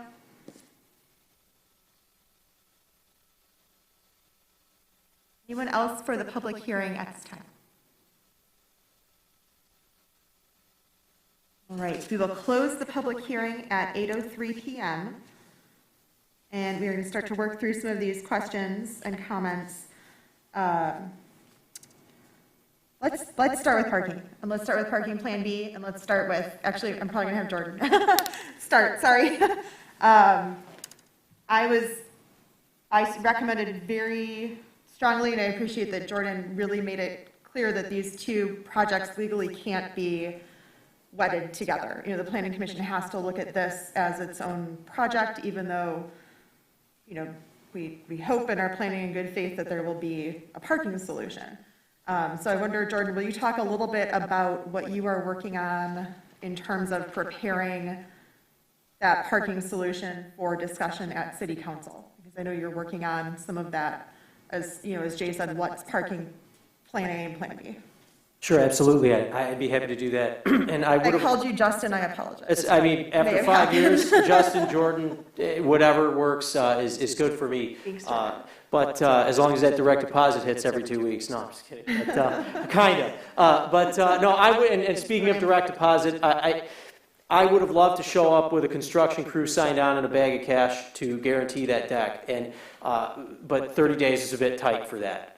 That being said, definitely the process that the city is trying to make happen would be that sequencing.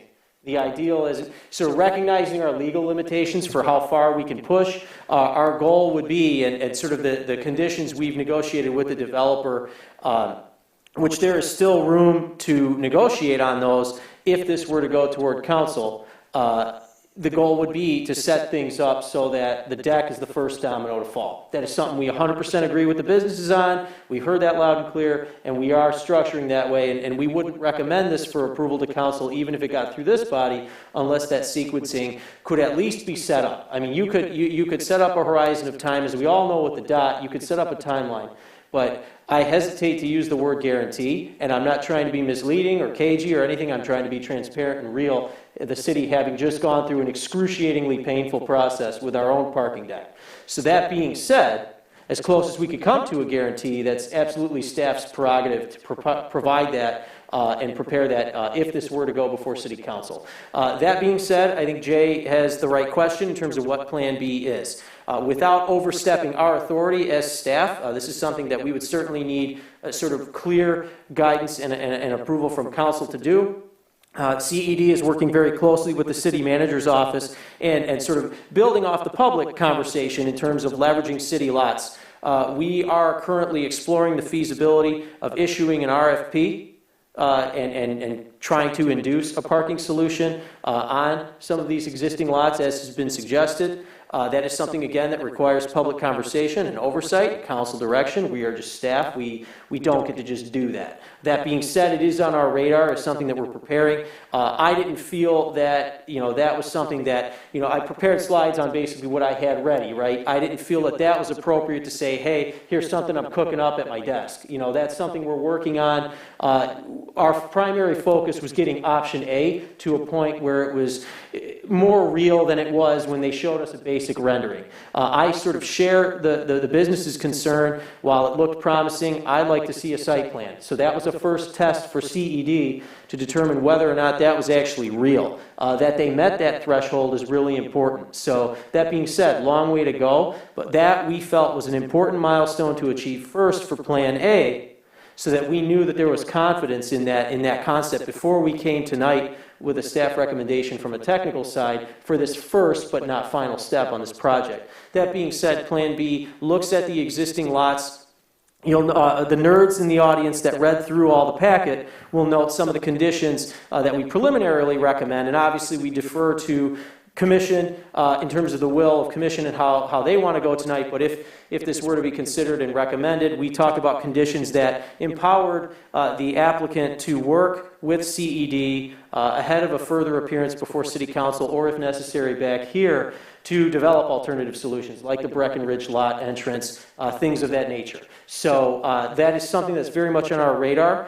We want to provide an opportunity for those conversations, but we're looking at the adjacent lots. We're looking at scooping out spaces in rights of way, as has been suggested by the businesses. And so our goal would be is if this project, with option A, if you will, at least on the path to a real approval and becoming a real project, staff was going to focus on option B ahead of a council appearance to say, here's an entire array of options. And one of the things that, in feedback that we've gotten having submitted this packet was, is 14 months enough time? Is there more time that can be absorbed? Is that a conversation we can have to ensure, again, referencing that super fun experience of the dot, is that enough time for that sequence to unfold? Is that something that the applicant can work with if that were to be extended? So we didn't have enough of that baked to discuss tonight in any real way beyond this, other than to tell you that a lot of what has been suggested is on our radar, and we are trying to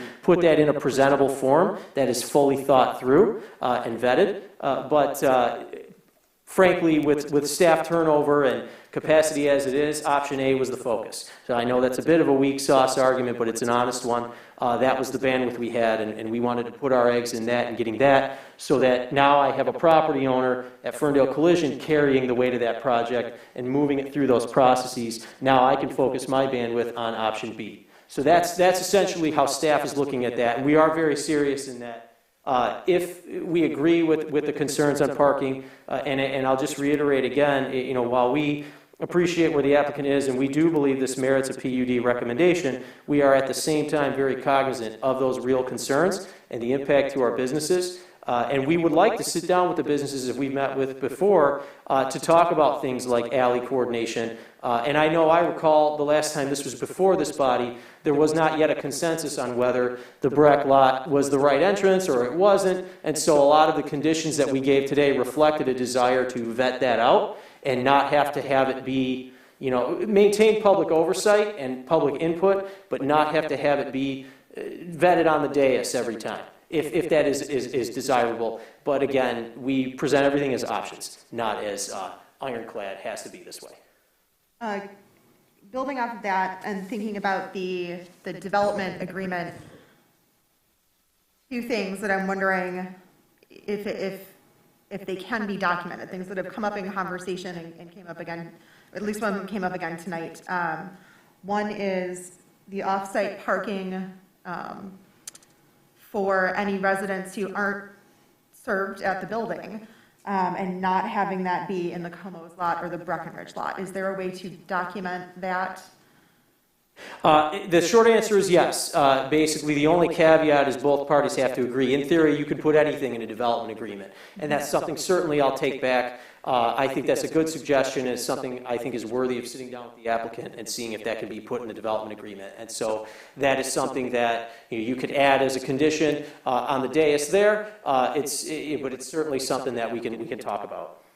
And the other, it didn't come up tonight, but it came up in the past, and that's about the ongoing operation of the existing parking lot, right? So we've got a delay in groundbreaking at the parking lot, but in the meantime, keeping that parking lot open and functioning for as long as possible is a priority that came up at a prior meeting and in a prior conversation. So these are important pieces, I think, of Plan A or Plan B that have been informally discussed with the developer and brought up by neighbors. So those types of things, I think, would just give a little more weight to those informal discussions, so that we know that those are not the lots where people are going to park. We've talked about it back and forth, and now we've written it down. And yes, it's the developer's intent to continue operating that parking lot. I don't want to throw out a number, in terms of number of months, but I think it's an important conversation for some certainty for the neighboring businesses, so that they know that part, it's in the agreement that parking lot's going to continue operating for, X amount of months or whatnot. I think just the more certainty that can be documented, it makes it easier for people to plan, the DDA and the city included, in terms of parking mitigation.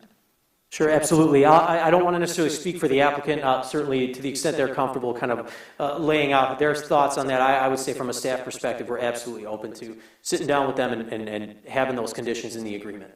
All right, I've got one more question, Sure. and you might not have an answer. This might be something that you need to take back and get a zoning answer on.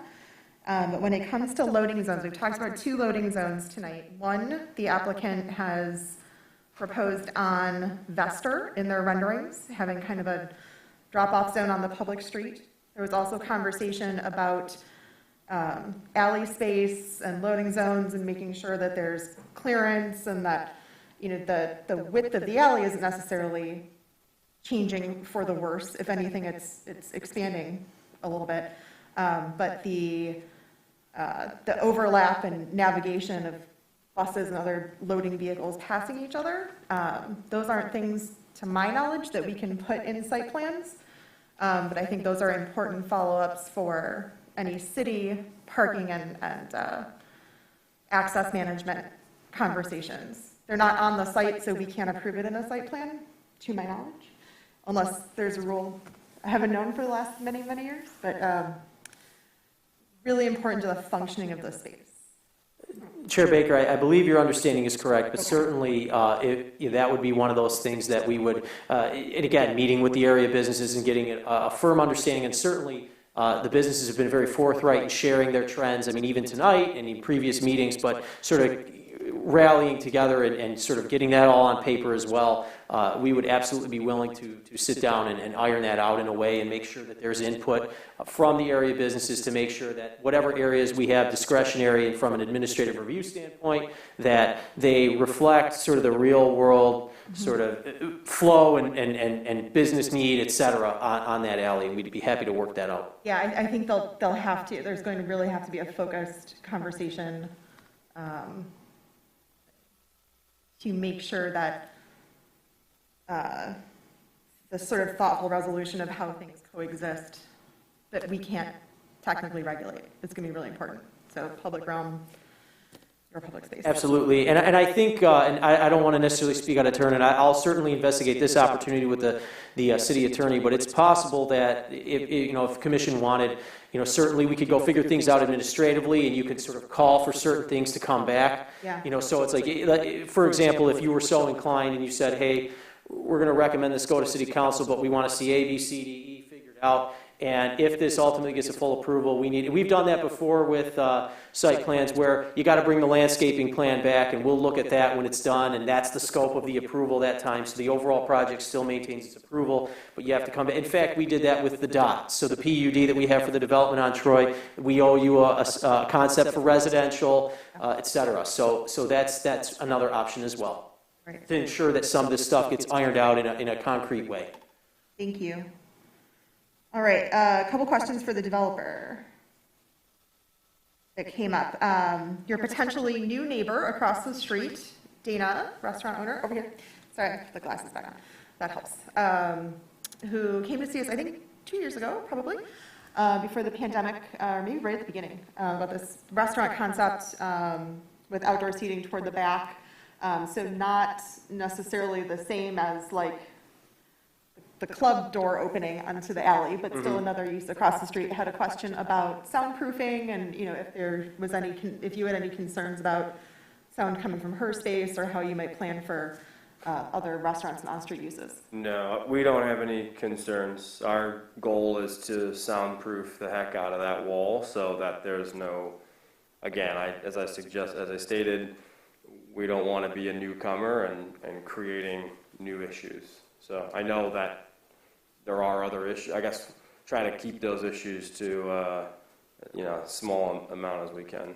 Yeah, I think the question was more, if I interpreted it correctly, is that there will continue to be newcomers in the neighborhood, right? So if now you guys are established on the block and now you've got a neighbor across the street like Dana that's got some sound and outdoor patio, and of course we've got sound regulations in the downtown and whatnot for these patios, but you know, should she be concerned that people are going to be calling about her music, how might your soundproofing carry around? Definitely. I think part of our leasing strategy with property management will be to let people, you know, potential applicants or potential residents know that they're off of Woodward, which is a rich, vibrant urban space. And so the people that are going to be living in this building are folks that want to take advantage of that, and certainly not ones that want to deter that or complain about that.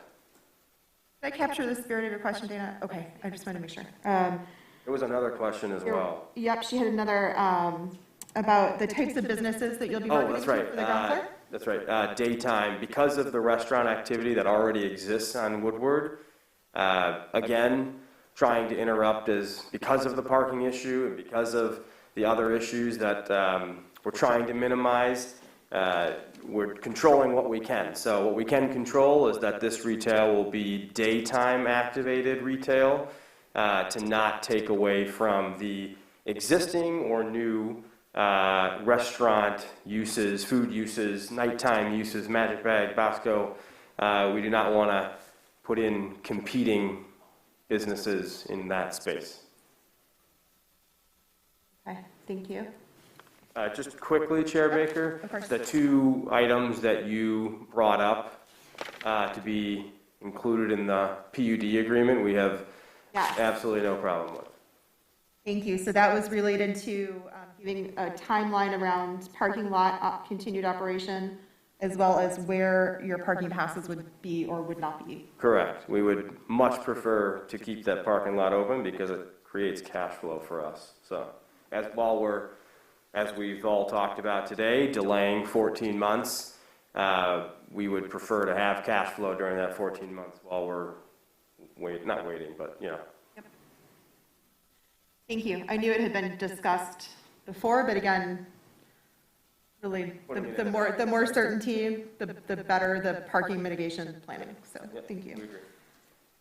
So we've talked also about, there was a question about green space reduction, and I know that there is there's a caveat in our zoning ordinance that says that green space that's in a setback area can't count toward your overall green space. So you do have some green space that technically isn't being counted because it's closer to Valentine Vodka, right? So it's in your setback.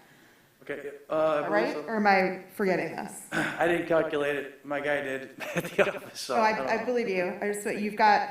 I believe you have some green space that technically we don't count. You've also added a number of balconies. So thinking about this as a fully blacktop site, number one, so there's green space being added that isn't there already, but this private open space is something that's certainly a premium in downtown residential, and the way that you've designed it to make sure that it's not looking into neighbors' backyards is very appreciated. We've talked about that a couple times, so I appreciate you didn't add a bunch of balconies on that facade looking into people's backyards. We also didn't want to encroach. We don't have them on Vester because we don't want to encroach on the right-of-way, so kept it in the U. Thank you. So, okay, so I see your green space is in the back toward the alley, Correct, yep. and then along the front. And you would also be paying into our tree fund so that we can locate and replace other trees in rights of way in the neighborhood. Correct. Okay. Just because there was a question about green space, so I wanted to make sure to talk it through and put it up. A question came in from a neighbor who's not here this evening about the fencing along that back alley. Mm-hmm. And for the life of me, I swear we talked with the neighbor about him wanting a vinyl fence rather than No, he wants the cement concrete block. fence. But then we got the email that said he wants cement block instead of the vinyl fence. So I'm now thoroughly not remembering this correctly. What is the material of the fencing? Kind of, we're going to do what the neighbor would like us to do, I guess is the answer to that question. Sounds good. Yeah, I remember, I believe we initially proposed vinyl, and the reason why is because a lot of times that's recommended by neighbors because it looks more residential. Residential, yeah. But concrete block, or, you know, like an embossed concrete, something that'd be just fine. Okay, thank you. I wanted to make sure we got his, his question, because that did come in via email. There were some other, let me see, other questions. Comments about residential in the downtown. Our downtown has long been planned as a mixed-use space and as a space where we want more residential because that means more people walking, shopping, visiting, not having to drive as much to get to the restaurants and the retail. So this is exactly what has been in multiple master plans in terms of increasing both mixed use and residential in the downtown where the businesses are located. So instead of increasing more sort of car-oriented development further out, keeping things closer to businesses encourages, you know, exactly what was talked about in terms of I want my friends to come and we're going to walk downtown. Your friends coming comes back to the parking. So as has been a challenge here for years, Jason, you know, Jordan, of course, you know, parking demand and supply in this time of change and evolution in inner ring suburbs is a huge challenge and a very real concern. Creating more of the demand that allows for the economics to work on a parking structure, which are super expensive, including underground parking, which is like unholy expensive, right? You're helping to create some of that demand that's going to support the parking structure down the street. Like I'm just not sure how things could better align, and I know we can't legislate them to better align. Yeah, so I mean, the comments about the parking needing to come before the development, I understand, I do.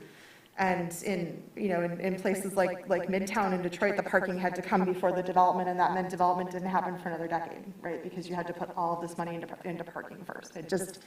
It overlaps, and it doesn't fit together perfectly. So that's my thought on parking, is that this is the best chance I think we've had in a long time to get a private structure because of private development interest on the east side. Other questions? Yeah, I have a question. Please. So what discussions prompted so how was 14 months determined? It was basically a negotiation. I had proposed till the end of 2022, so I think 8 or 9 months, and Jordan pushed back and asked for more, and we met at 14 months, just to be blunt and honest. And a question for Jordan then. So is there I understand we're in very, very early stages with the other project, but in your work with that prospective development, has there been any sort of development timeline as far as like pre-development, construction, or is this too early to know at this time? It's been only preliminary. Like we've talked about basically as soon as a site plan approval is achieved, that's sort of when you can really talk about a real timeline. That being said, that's something we're willing to revisit in terms of timing and revisiting that negotiation. And staff has always been willing to push the envelope as far as it'll go before it falls off the table. But what I can say from Dennis's standpoint, our thought was, if you meet the threshold for approval, what we would be trying to do is expedite approvals of incentives and try to move it through that as fast as possible to enable construction as fast as possible. Like Chair Baker said, like we can't legally force it to go first, but what we would be trying to do is everything possible to enable it to go first and negotiating as much time as possible with Vester Flats to allow that. But I would say this, again, not trying to be the doom and gloom person, but if you look at, take away the pandemic delay to the dot, and we were, and I apologize, I don't want to butcher this, but we were a little over a year with construction there, so from go. And we cracked crust in the winter, so there were challenges there, and then COVID delayed us. We were on track to finish in June and I apologize, the years all blur together at this point, but I believe it was June 2020 that we were on track to finish, and we got delayed because of work stoppages by COVID and materials and all that other stuff, and all the other reasons that were laid out in the Facebook forum. I don't know if I would want to project that on a new development, right? Because that was very unique to the dock. Sure it was, but I think that... Let's not hope for another pandemic. No, I mean, we weren't hoping for the first one. Sure. So I think the idea is just to go into it clear-eyed, and our goal as staff is, again, to meet the goal that was set by the business community that we agree with and we share, but just going into it clear-eyed and understanding what's feasible and what's not writing anything off, but just being as transparent as we possibly can about it. And so the goal would be, we're in the review stage right now, the site plan for Vester, on 180 Vester, the parking deck. What we would like to do is when they come for that site plan approval, we would like them to be able to speak to that construction timeline. So that would be February 16th that they're on track to appear. That was my only question. Chair Baker, if I could add, we are, as I've said, we are a very willing real estate development partner. We're going to try to do whatever we can to work with businesses, work with the developer of the parking garage, work with the city planning commission to make sure that it's a win-win and that this does happen as smoothly as possible. Unfortunately for us, there are just constraints being a developer. We don't own this property yet. We have it under purchase agreement. We've gotten that purchase agreement extended, I think, 5 times to explore all these various possibilities. We are now actually running out of time, and then rising interest rates. All these things go into the decision making about, okay, how long can we give? Anyway, I guess I just wanted to state that and say that we are going to give as much as we possibly can because we do appreciate, the businesses have been phenomenal to work with. Nobody screamed in my face. They've all been cordial, respectful conversations, and I'm not an idiot. I understand the pressure, the issues that this is causing. And so, again, we're going to do whatever we can to make it as smooth as possible. Thank you. Other questions from the commission? Just for clarity, are we only talking about the parking issue, or are we talking everything across the board? Because I have comments and questions. Everything, my friends. Okay. So we're going to be here a few minutes. So first of all, I agree with everybody that has spoken about the guaranteed parking solution. I've said that about this project from day one. I've also said how much I really love this project because it really is a great fit for the downtown and for that block and for that space. That being said, as Jordan mentioned, we have had some recent conversations about potential Plan Bs. But like the proposed parking deck on the Ferndale collision lot, it would require some type of public-private partnership because the city needs a minimum of $7 million over the next 5 years to be invested in our city facilities. We can't afford a $10 million, another $10, parking deck structure. I'm going to be jumping over the boards here. So Jordan, you had mentioned that this could go to council. Okay. So tonight there are 3 things that the Planning Commission is voting on.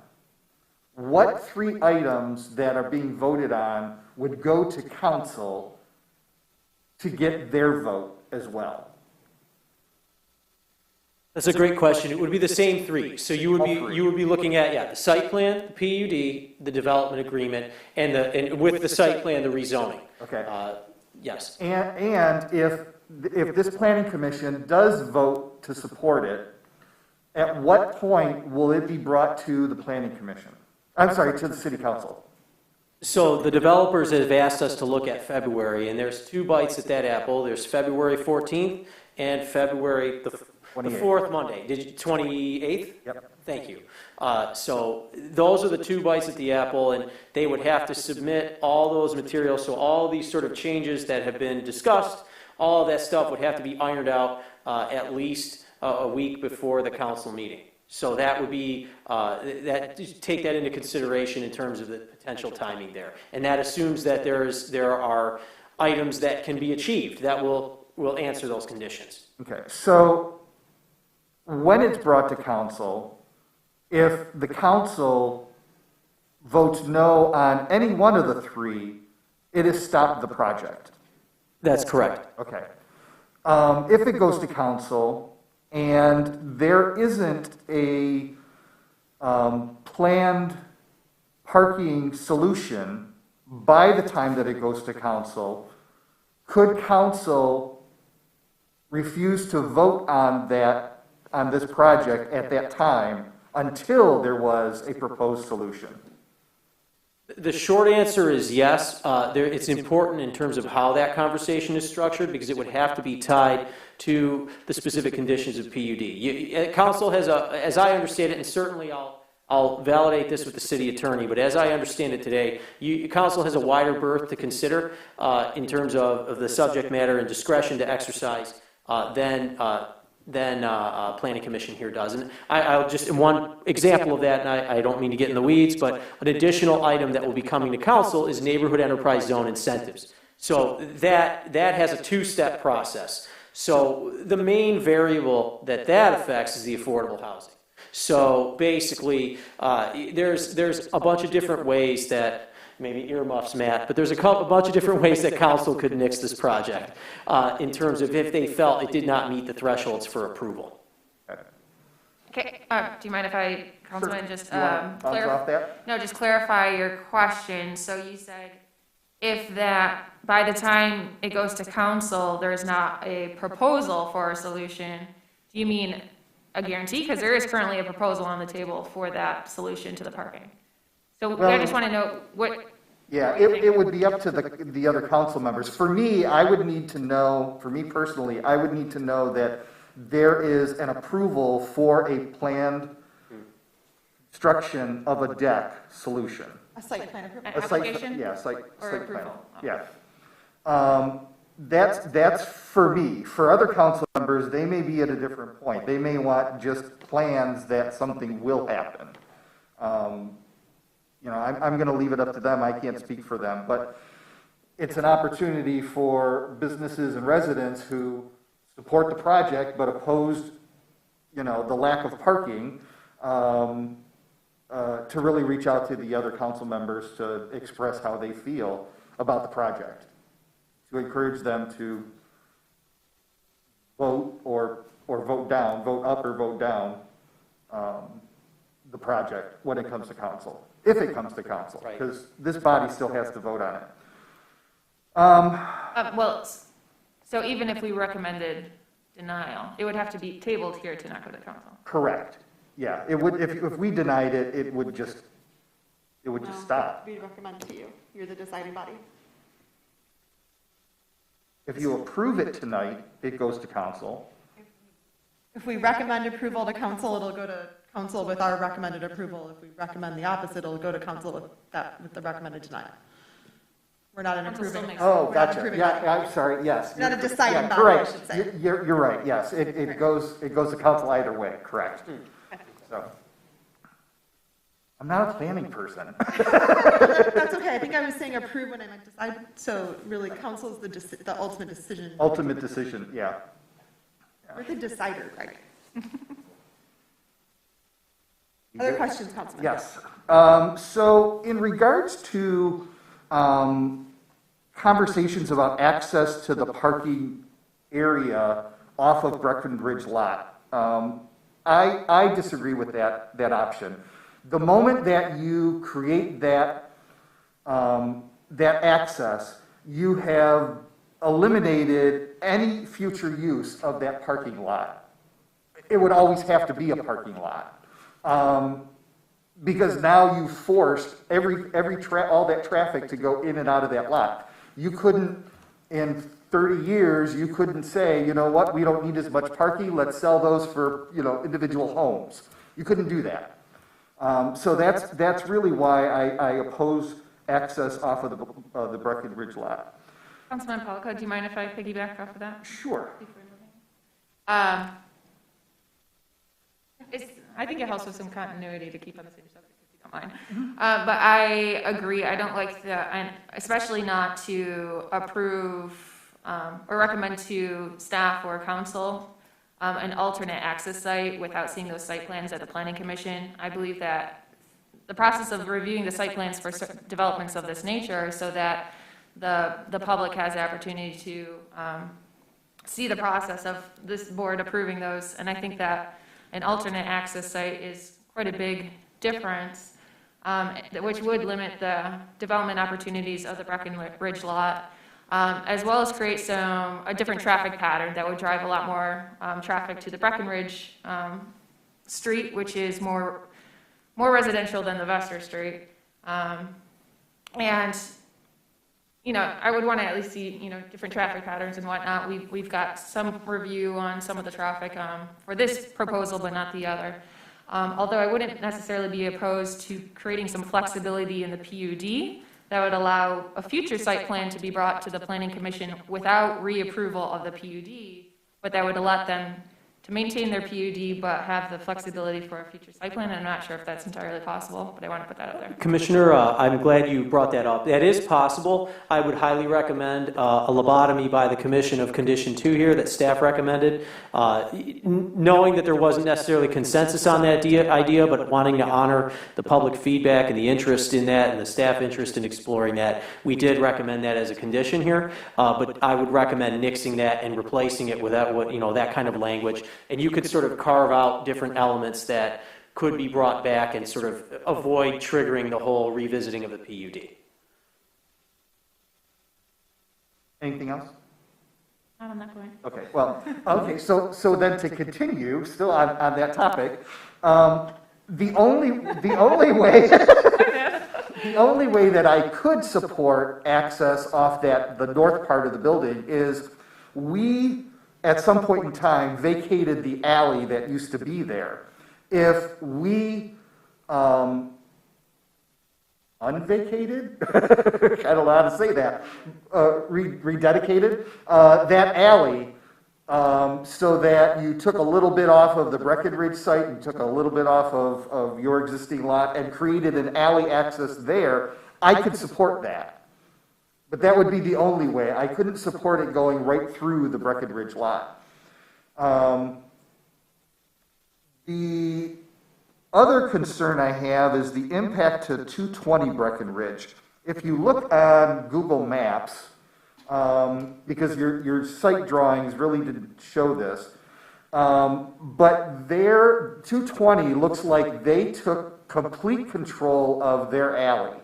They didn't take half of the alley. They went right to the parking lot. So is that owner going to lose half of their lot? Half of that part of their, right now they have it all enclosed in fencing. Councilman, you're talking about in a hypothetical if we went off the Breck lot, is that? Well, no, they took the whole lot. If you pull up Google Maps, I don't know if you want to do that. That would probably be best a question for the applicant. Yeah. So thank you very much. So the existing owner spoke, I don't know how, but had conversations with that owner, and he moved his fence and the little, I don't know if it's a garage or a shed, but moved that off of the half of the vacated alleyway that you're speaking of. So Yes, it's not his. Yeah, so he's gonna lose half of that, yeah, okay, I just wanna make sure. It wasn't his, but yeah. Yeah, okay. Oh, he did? Yeah, he moved. Oh, okay, I'm sorry, I'm looking at Google Maps, who knows how old it is. I've done the same thing. The existing owner, because of what he's legally selling, yeah, requested that the owner move the fence, and he did that. Gotcha, okay. I remembered that.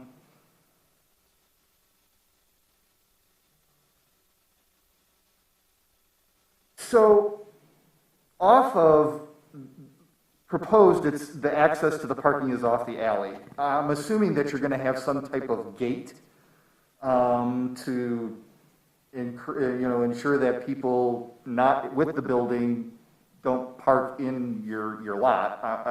Is that the plan?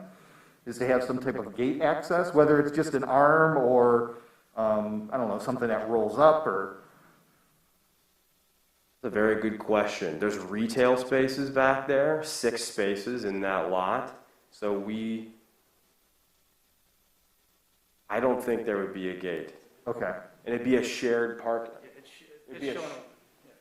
Yeah, right now we have. So you do run the risk of just the public just parking there. Yes. Okay. Correct. Okay. Yep. Because my question actually revolved around, how are people going to trigger access to the gate? Because either they're going to have a remote control if you can't have, a card reader in the middle of the alley for someone to access. So that was really my question about the gate access. Moving in and out, I would really encourage there be a requirement that you have to pull your truck into that parking area as opposed to having just people park on the street, blocking traffic for residents to move in and out. I would really encourage that to be set up in some way so that there's, however you're going to move in, whether it's a service elevator that moves people in or the regular elevator, but that access be off of your parking as opposed to off of the street. Yes. The intent of that loading zone was to address exactly what you're asking. Okay. Rooftop access, is there going to be any access to the roof? Public is not, okay, we don't have to worry about dream cruise parties? No. Is there opportunity for worry-free green space like that's on the library, the roof of the library? Is there opportunity for that? Can you explain exactly what that, or define exactly what that would be? Like a roof, Like a green roof. A green roof. I guess it depends to what extent. Yes, I love green roofs. They're energy friendly. I guess it just depends on how much it costs. Okay. But yes. But you'd be entertained. Oh, for sure. Okay. For sure. Because I'd like you to, entertain We would the definitely idea, entertain and that. it's not a requirement. You're not going to lose my vote if you say no. But I'd like you to. It's energy efficient and it helps the building for sure. Yeah. Okay. Yes. As to the sound issue, I applaud you for doing anything that you can to muffle the sound for your residents. However, kind of like what you stated, people have to understand the environment that they're moving into. And, if you live above a bowling alley, you're going to hear balls hitting pins. So, It's also, sorry, if I could, through the chair, excuse the restaurants on Woodward and let's just talk about traffic on Woodward. That alone is quite a bit of sound. Yeah. So, to your point, the patron, the resident, the applicant for this building our property manager would definitely be briefed when it comes to leasing and making that very relevant. We don't want anybody moving in and being surprised. I want to encourage people to see their units, on a Friday night. Yep. 8 o'clock on a Friday night, look at the unit, see what it's like. Not a bad idea. The only other thing I have is during construction, I would suggest, and this would be a city thing, one-way traffic. as opposed to closing down the street. That street is actually really important. We couldn't just close it down like we did Troy Street during the construction. But I would encourage you to maybe just have it east off of Woodward. That was actually a suggestion from someone at the Elks, so that you still have continued access onto the businesses that are on the street. So that's all I got. Through the chair, we definitely would not want to close Vester. That sounds like a disaster. But using the parking, the existing parallel parking there, scaffolding over the sidewalk. Yeah. Okay. Agreed. Excellent. Agreed. That's all I have, Chair Baker. Great. Additional questions from the commission? Let's go next. Sure. Thank you.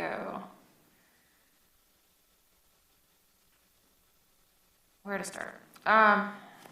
First, actually for the city, just a technical question. Just since it wasn't identified on the agenda, and I didn't actually see the public announcement, I just want to verify that the rezoning was also noticed for this evening.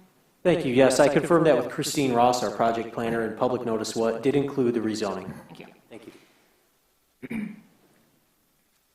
So, I just want to talk about the bumper blocks. We haven't identified those yet tonight, right? I didn't miss that.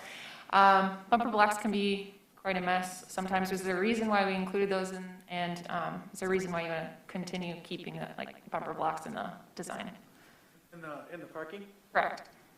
No, not at all. I think it was just added just to help control vehicles, because we're not expecting a lot of snow in the open areas. We will. Is that where you're going? Like pushing snow, the bumper blocks can become hit and jogged and everything else. Yeah, all sorts of issues. They look crappy. Yep. No reason other than just to control vehicles to stop. I mean, we would definitely want them up along the building in some regard, whether it's a raised curb or bumper blocks. But you bring up a good point. It's something that if you felt strongly about, we could take those out, along the outside. I believe we would want to take those out. Would you be opposed to the raised curb along the wall rather than the bumper blocks? No. The only thing, we just have to, right at the entrance, because that's where the residents come in, along the north side there on the ground floor. We'll also want to make sure we can still keep that down low for the ADA access, that's all. Mm-hmm. Yep.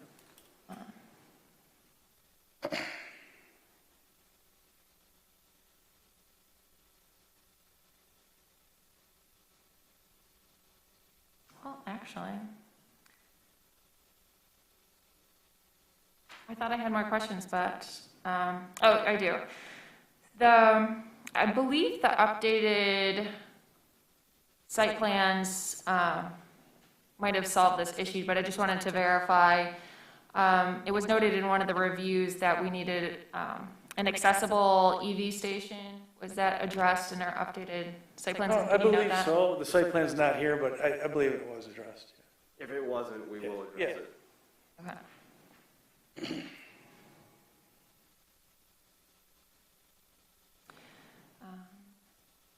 And then there was also a note about the vertical articulation requirements not just being noted on the site plans. Was that added?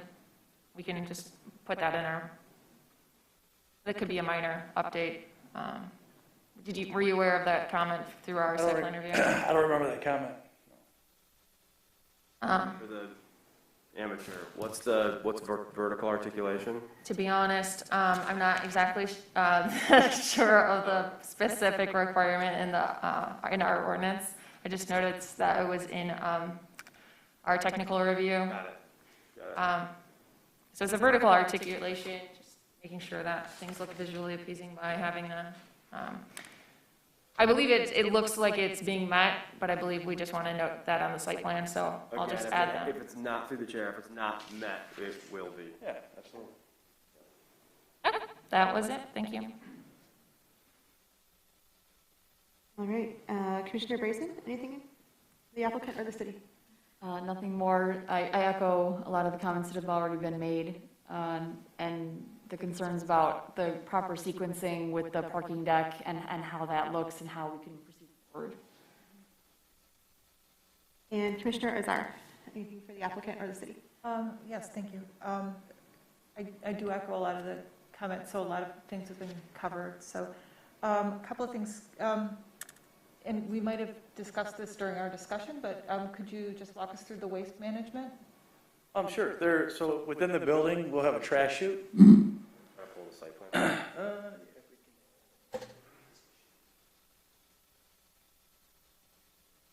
Next one over. This guy? There we go. Sure. So right here, this is an enclosed trash room with a compactor. And so the door will be closed at all times. Trash goes in, gets compacted a couple times a week. A truck comes and picks it up. And it's accessed from the alley, the truck? Correct. Wheeled out or whatever, okay. And there's a chute on each floor that all goes down to that refuge. Okay, and I think we've heard in other applications, it's always good to have a means to wash that out, so if that were... Yep, okay. absolutely. Yep, we always put a hose in there. Usually a floor drain, or they could even just, broom it out. Okay. The trash chutes themselves have sanitization, components in it. So. Okay, another question, this was addressed during discussion, but we had talked about not seeing like miscellaneous vents and mechanical units attached on the elevations where they're not illustrated there now? The only thing that would likely be on the elevations would be some small vent holes, for dryers, things like that. But we usually paint those to blend in with the facade, and you really won't notice them. It's a pet peeve, but I prefer not to see them, but I understand. So if there's a way to work them out, otherwise, I don't think they add to the attractiveness. And no, understood. There's a lot of developments that other places that don't allow it, you don't see it, and it looks better for that. So okay, yeah. Comment. One other question, maybe to Jordan, is big picture, has anyone looked at if it made sense to look at a one-way alley or like alley planning throughout the city for circulation around there? Has anyone kind of done a little study or seen an impact on that? To my knowledge, Commissioner Azar, we have not done that, but that's something I can absolutely follow up with the city's engineering consultants and see what their take on that would be. Okay. Yeah, I don't want to impact all the existing businesses, but if there's something that just makes sense, it might make sense to check it. For sure. I will put that on my list to follow. Sure. Okay, thank you. That's all I had. Thanks, Commissioner Azar. All right. We now have 3 proposed motions in front of us. There's been some discussion, not so much around rezoning, but looking at PUD approval motion first. There has been some conversation about adding some conditions to the PUD agreement. So if someone wanted to, in this motion, include something like the location of parking permits for off-site parking and where they will or will not be allowed, which lots they would be prohibited in, or determining a length of, not that we would determine, but that it needs to be determined a length of time of the parking lot to remain in operation. Those are things that we might consider adding to this PUD approval motion, so that it gets into the agreement. Item number 5A about off-street parking spaces, I believe that should be 26 instead of 20, as is stated in the motion. Is that correct, Jordan? That we're now at 26? Yes. The existing condition, number 2, is the one about working out Breckenridge lot access, and that perhaps should be struck, and something about an updated site plan related to access management and Woodward Alley access may come back to the Planning Commission without triggering PUD reapproval, something like that. Perhaps could take its place. There's on the site plan approval motion, we've talked about finding number 4, which is related to concrete bumper blocks, and striking that. We've talked about finding number 6, which is related to the vinyl screening fence instead of the masonry wall. Actually, we will have the masonry wall, so that will need to be modified or struck. There were comments about ADA accessible charging stations needing to be on this final site plan, as well as vertical building articulation dimensions. I think I said that right, on final site plan. Those are the notes that I was taking while commissioners were asking questions and as we were going through notes to public comment. There may be other things that other commissioners have and would want to include in a motion, but we are now at a point where we'd be looking for. Chair Baker, I'm sorry to interrupt. I just wanted to make sure, I was trying to track along, and I wanted to make sure that you had also mentioned some desired conditions in terms of during construction, up until construction, maintaining the operation of the private parking lot. I apologize if you had mentioned that, but also the keeping a Vester opening during construction as part of the development agreement, at least providing one-way traffic. I just wanted to make sure that got in there as well. Sure. Is that appropriate for the development agreement, or is that a city decision about traffic management? I think the appropriate way to capture it in a condition in this context would be that the development agreement shall speak to traffic management during construction. Okay, development agreement. That would allow us, Chair Baker, to make sure we get with the traffic control officer and engineering and make sure it's designed properly. Speak to traffic management on Vester during construction. Okay. I'm sorry, is that through the PUD motion? Yes. Okay.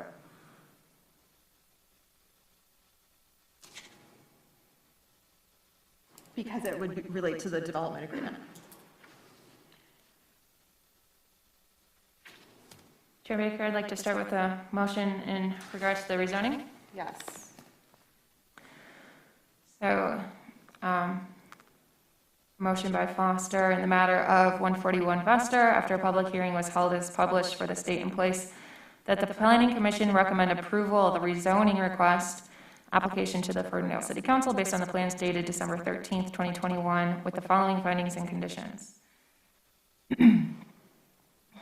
I would like to maintain finding 1. With a edit to finding number 2, stating that the proposed zoning map amendments are consistent with the goals and objectives of the Ferndale Master Plan, which designates, as I'm reading it out loud, I believe we can just keep it. I wanted to make sure that future land use plan was. Yes, and I'll discuss in discussion.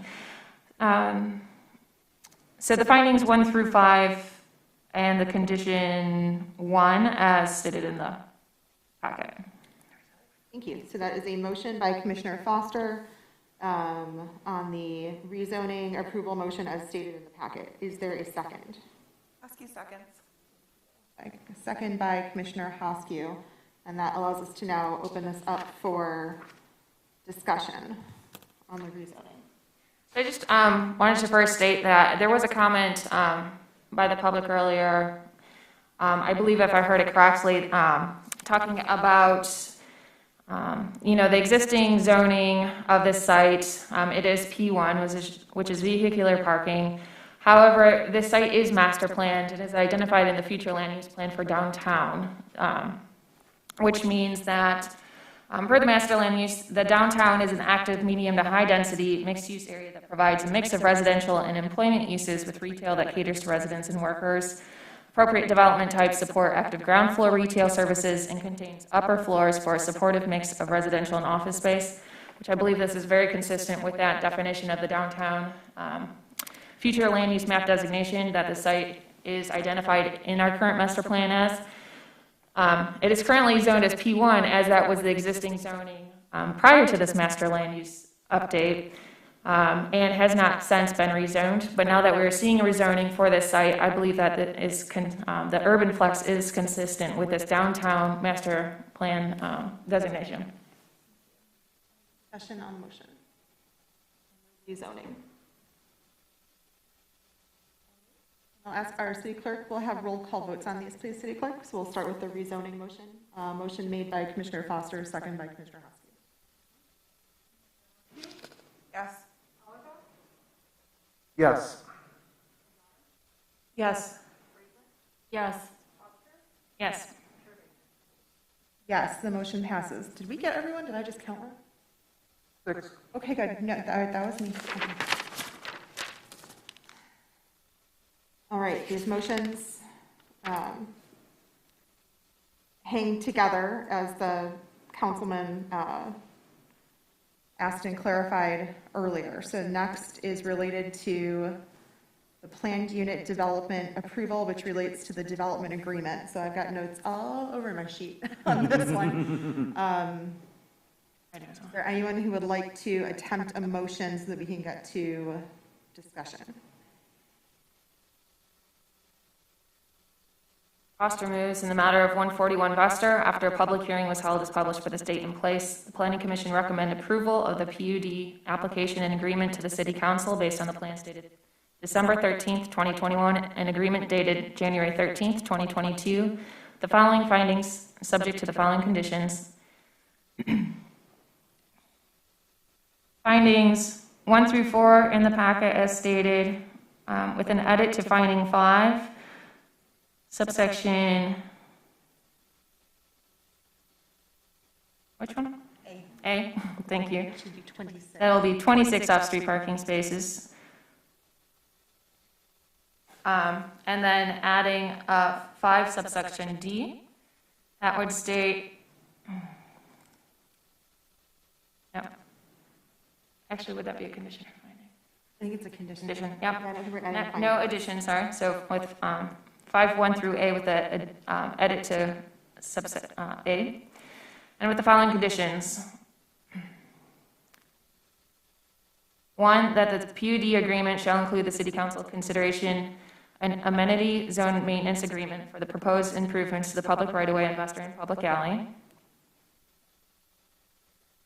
Might need help with these. 2. Strike existing condition number 2. 2 would be struck as stated in the packet. Replacement condition number 2 would be that an alternate access from the East Breckenridge or another site to be identified as an option in the PUD agreement edit that would be approved by city staff prior to going to council, that identifies a future possibility of that alternate access that would need to be addressed with an updated site plan application and approval with planning commission review and approval.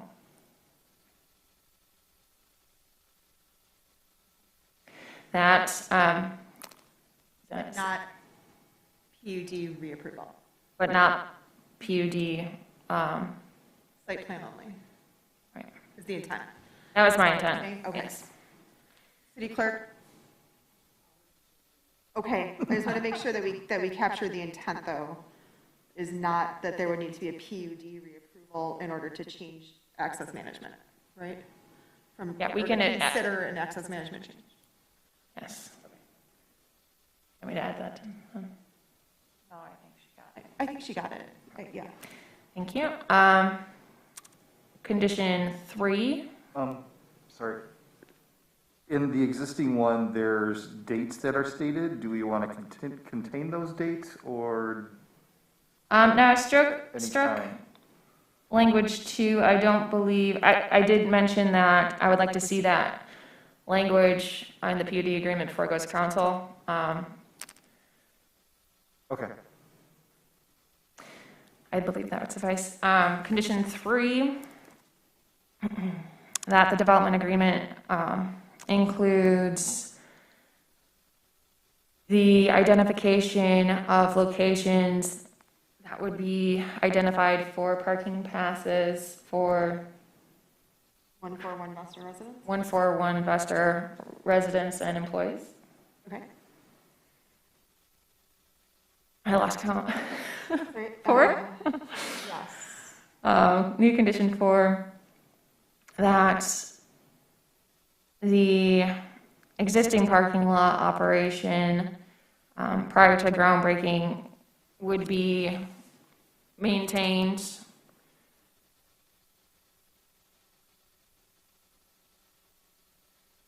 I was just thinking. We can maybe discuss it on. For a period of time to be specified in the development agreement was all I was thinking. I don't know if it's feasible to keep it open for 14 months. To the extent possible, prior to groundbreaking, I would say. Then, a new condition number 5,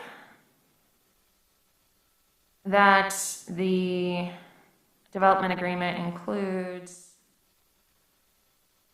a traffic management plan during construction phase of the project. For Vester Street? Or broader? Okay. So you want the alley to? And alley's going to be an issue too. Yep. I don't think it needs to be specified. Perfect, yeah, period, okay. I believe that was it. Great. Commissioner Foster has made a motion with one update to the findings and the reworking and addition of conditions. Is there a second? Support. A second from Commissioner Azar. All right, for discussion on the PUD approval, the PUD recommended approval motion. And I think that's really important, actually, to the conversation with the neighbors and the business owners, is this is a recommended approval, and I think the deciding with the decision sitting at City Council, if my feeling is that if I didn't recommend approval to this, there wouldn't be any potential additional discussion, like it wouldn't keep the impetus going for the conversation about the parking structure, right? So they're not tied together, but at least the conversations need to move forward together. So that's, when I look at the PUD approval for this, knowing that there's now probably 2 more important steps related to a site plan for a parking structure on an updated PUD agreement to go, that includes some parking management language to go to City Council, I think we have to keep that momentum going to get to that ultimate decision. And I'm not trying to kick it to you, Greg, I'm just trying to get as many pieces in place as possible to make the best decision possible. So that's my discussion on the PUD approval. I'd like to add that, I mean, we keep talking about guarantees, but as we all know, no guarantees in life. I think that we're all operating in good faith for a parking solution. The owners at the Ferndale collision site have a 14-month kind of jumpstart to get construction going to hopefully ensure that we do have that primary parking solution. And I have faith in our city staff to work towards, alternate plans to really get us to the goal of what we all want in this area, and that is consistent with the master plan as we are making our determination on this approval process. We're using that master plan as our guiding plan for all our decisions. And I will just plug that this month we have the opportunity to continue providing public comment and feedback. Please, before you leave, make some comments on the planning process is out in the hallway here. But now is the time to speak, of course, on this issue, as you thankfully have tonight, but overall on our master plan and where you'd like to see development in the city. So, thank you. Other discussion on the PUD motion? Through the chair, we're finding number 4 and 6, the concrete bumper blocks and the CMU wall in the PUD or in the site plan? I've got it in the site plan. Yeah, okay, I just wanted to double check. Thank you. Thank you. I would just like to add that, again, I've heard everybody's concerns about the parking, and I will just say that my vote today may be different than my vote when it comes to council based on what's going to happen between now and then. Yeah. So, and I did want to capture, maybe I missed it, but Dana, I believe she had a question about the retail spaces. She did, and It was addressed? the Okay. applicant said Okay. he is recruiting daytime businesses specifically as part of his parking offset. He knows his Gotcha. residents will be coming home in Yep. the evening for the parking, and also because Excellent. he's surrounded by evening businesses. Excellent. So, yeah, that's all I have to say. Okay. We would look then for a roll call vote from our city clerk. Yes. Yes. Yes. Yes. Yes. Yes, the motion passes. The next is related to the site plan. There are items related to concrete bumper blocks here at finding number 4, item related to the masonry screening wall at finding number 6. Also, there was conversation about making sure the final site plan includes the location of the ADA accessible charging station and vertical articulation dimensions on the final site plan. Those were the notes I captured. Foster moves in the matter of 141 Buster. The Planning Commission recommend approval of the site plan. We have to recommend approval. Don't we make approval? Well, they're tied together. It'll die. Wouldn't it just be a finding? It could be a finding. We could. It's not written that way, and I don't have the city attorney or Justin here. I'm just going to be really blunt. On site plan approval, I believe the Site Planning plan Commission approval body is with has. us, but I don't remember in terms of the PUD if we recommend because it has to hang together, or if we approve and then it just doesn't go forward. I truly don't remember. Okay. I'm just looking at it as drafted for that reason. I see exactly what you're saying. Jordan, was there any discussion about that? It says that we recommend approval of the site plan rather than the board having the ability to approve the site plan with a finding that the PUD be accepted. We can, I think that would be fine. I just don't know if the city council would then be comfortable approving a site plan as it's not typically their jurisdiction. But it's been so long since we've had a PUD, I'm forgetting. I know they do I'm with the that. I same. apologize for the cross table. Special land use, they've seen site plans before, so they haven't entirely. Michelle, I'm comfortable with the modification you're suggesting. If others are, we are the approving body for site plans. And obviously, the site plan's not relevant if PUD doesn't go forward. Through the chair, I thought that was how it was, that it was a finding that we approve, but it's tied back that way. Thank you. Okay. Does that make, sorry, Councilman, does that make sense to you? You might see two things that say recommended and one thing that says approved, and this is why we're saying. Yeah, site I'll plan try to will be make sure approved by that this body. the rest of council is clear on that. Okay. Foster moves in the matter of 141 Baxter that the Planning Commission approve site plan stated received by the Planning Department on December 13th, 2021. The following findings, subject to the following conditions. Findings 1, 2, 3, and 5 as stated in the packet. Striking number 4 and 6. And with additional finding that the PUD is approved by council. That supplements the site plan. With the following conditions. 1, 2, 4, 5, and 6 as stated in the packet. Marnie, I hope it's easy this way. With an edit to 3. So condition number 3 would be that specifications for the proposed ground floor glass and fenestration percentage and vertical articulation requirements will be submitted with the final site plan.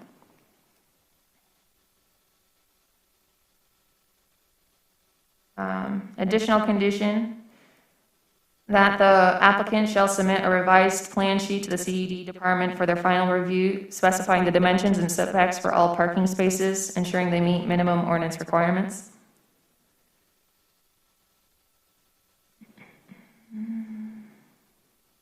That the applicant shall submit a revised landscaping plan to the CED department for their final review that replaces the proposed vinyl screening wall with a screening solution consistent with section 24-191F, with a masonry,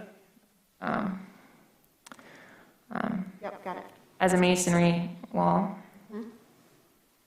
consistent with the neighbor's request. B, that installs vegetation and the required number of trees in the area immediately north of the parking lot within the property boundary. And C, removes the bumper blocks as identified in the site plan and replaces them with a raised, word is escaping me, curb, thank you, where appropriate. And one more additional, that where the landscaping plans are deficient in trees, that a payment to the tree fund would be provided. Did you note adding ADA? You might want to just add it to number thank 3, you. ADA That was accessible mine. charging stations. An additional condition that the final site plans identify the required accessible EV charging station, as noted in the staff report. And I think I'm sorry, Commissioner, you mentioned tree fund contribution that is mentioned in finding number 5 already. That's where it is. Okay, we can strike that condition as it is in the finding number 5. Okay, so we don't need to mention tree fund contribution in conditions. Correct. All right, is there a second to Commissioner Foster's motion? A second. Thank you. Azar. We are now ready for discussion on the site plan. This is a site plan approval motion.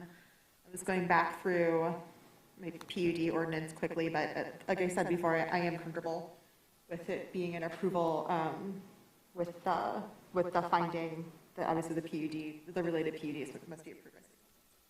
So in reality, council is only approving 2 of the conditions. The site plan is just part of the PUD, so gotcha. So now you'll have a development agreement and a site plan as your PUD. Yes, And you'll have the rezoning as well. the rezoning, yeah. The chair. They'll have 2 motions. They'll have a rezoning and they'll have a PUD that includes the site plan. Yes. The chair, I know that the PUD addresses if the access is changed, do we need to say anything about it in the site plan approval? That was not my intention, and I think that's why, I believe, so my intention from the motions, at least on the PUD motion, was that the PUD provide the flexibility so the applicant would have to go through the PUD process again, but that they would require a site plan approval, review and approval by the planning commission. So further question on that. So if the site plan then is It's modified. modified, does it then have to, does the PUD then have to go back to council for review? No, okay. That was the intention of the finding, and so this will be probably useful to bring back to the council, is that, or that condition or finding, whatever was at the PUD, is that there's some flexibility in that development agreement, so that there was potential for the change in the access management to the site. However, it would require a strict review of a new site plan through the planning commission, versus I think the language that was provided in our packet in the agenda was that it could be reviewed by city staff. Gotcha. Okay, gotcha. Thank you. Clear. Yeah, it would impact not just the adjoining site, but it would impact the parking count on 141, like, I think it would impact enough that we'd really just see it again. Yeah. Okay. Great. And a roll call vote, please, from our city clerk. Yes. Yes. Yes. Yes. Yes, the motion passes. Thank you. Jordan, when is this anticipated to be at the city council? You said in February? That's correct. I'm going to coordinate the date with the applicant. I'll meet with them to go over the conditions and make sure what's feasible in terms of getting things submitted on time. But it'll either be the 14th or the 28th of February. And the councilman stated his preference that the meeting come after the planning commission meeting on the 17th, where we review a site plan for the parking structure. Not that that's, I mean, you guys have the prerogative to talk about what you want to talk about, but I just want to make sure, is that correct, council member? That is correct, thank you. You would prefer that the planning commission review the site plan on the 17th before you see the 141 Vester PUD approval? At council, correct. At council. Thank you for restating that. That will organize around that timeline, and the only way this would come to council before then is if there was some need for some sort of public discussion. But we hear that loud and clear, and any sort of approval vote would come after that meeting. Thank you. Thank you. If I may. Oh, a question for the... So actually a question for Councilman. Councilman? Sure. Okay. And then we'll move on. Yep. Just because of that timing, we would have a packet for our meeting on the 17th by the 14th.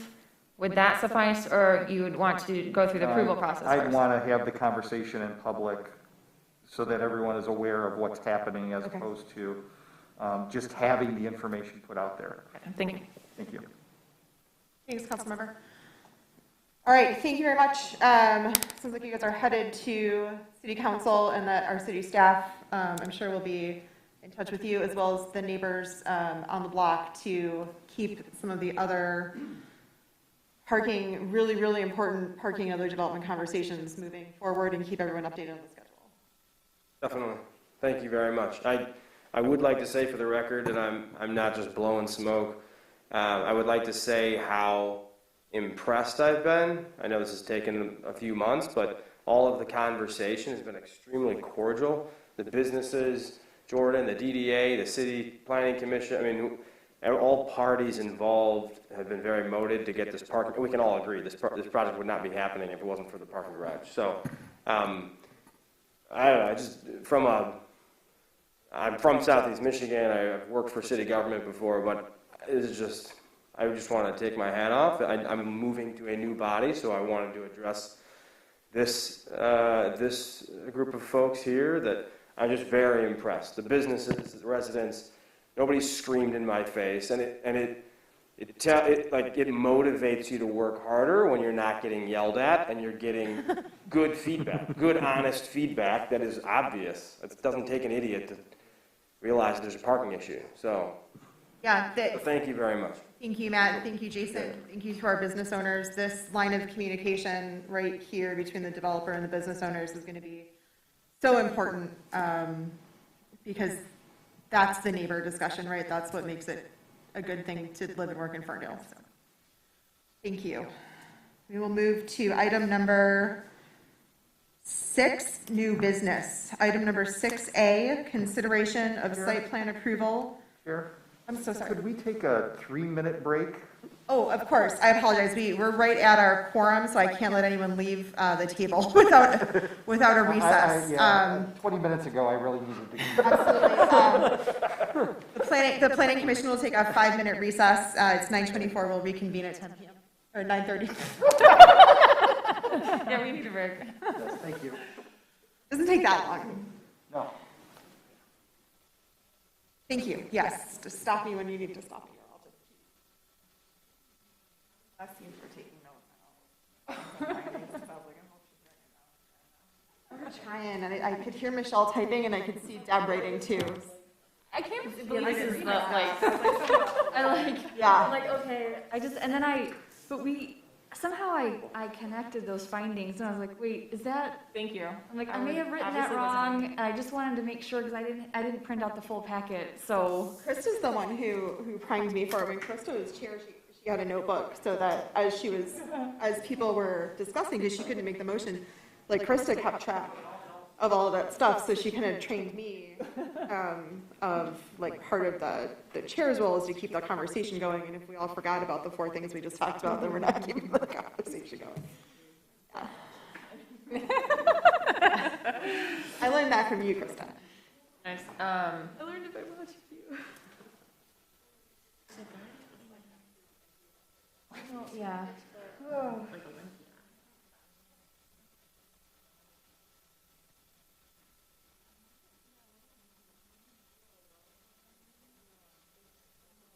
I wouldn't recognize him.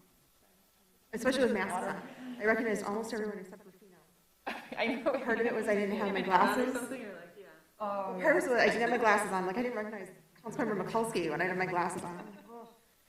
But part of it's just the masks, right? So now a couple of our business owners have been here with masks over the last, so like I'm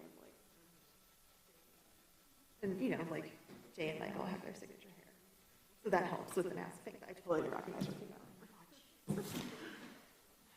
I feel bad. I just feel like it's, you know, when you've been a business owner in this community for this long, and you've been in front of the planning commission a couple of times, it's like, I feel like I should welcome people. It's not super professional, but, you know, like, yeah, I felt bad about that one. I didn't even notice. I overthink it. I don't know. I just feel like if I've seen you 5 times in the last few years, like. Everyone expects it, though. All right, actually, I need to look at this. They're an open stool. There was when I walked out. Okay. Well, I guess there's one at the top of the stairs too. So, all right. I think someone had already headed that way. Okay. Yeah.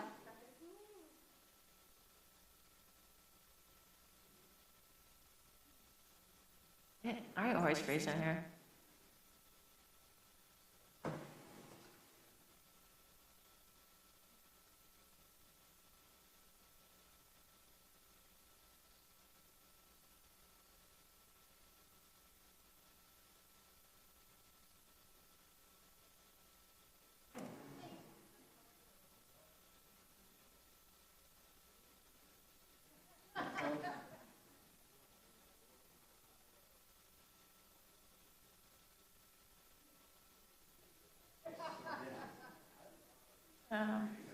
Not a discussion, huh? This is an approval? Yeah.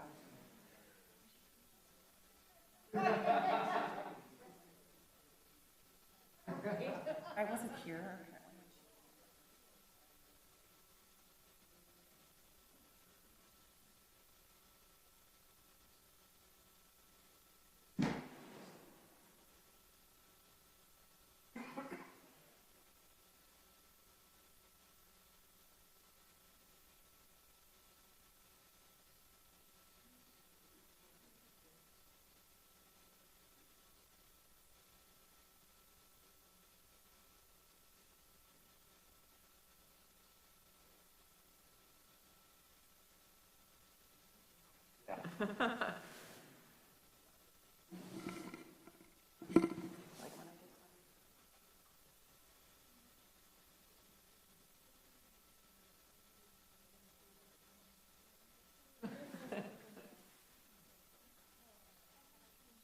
Waiting for Jordan. Okay.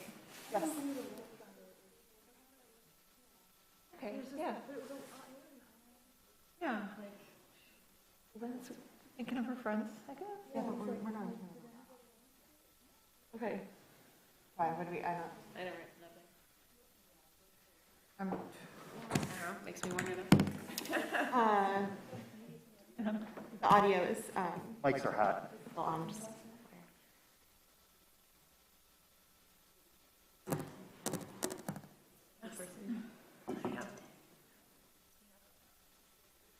All right, as soon as our city staff returns, we will, oh, he's here. I'm sorry.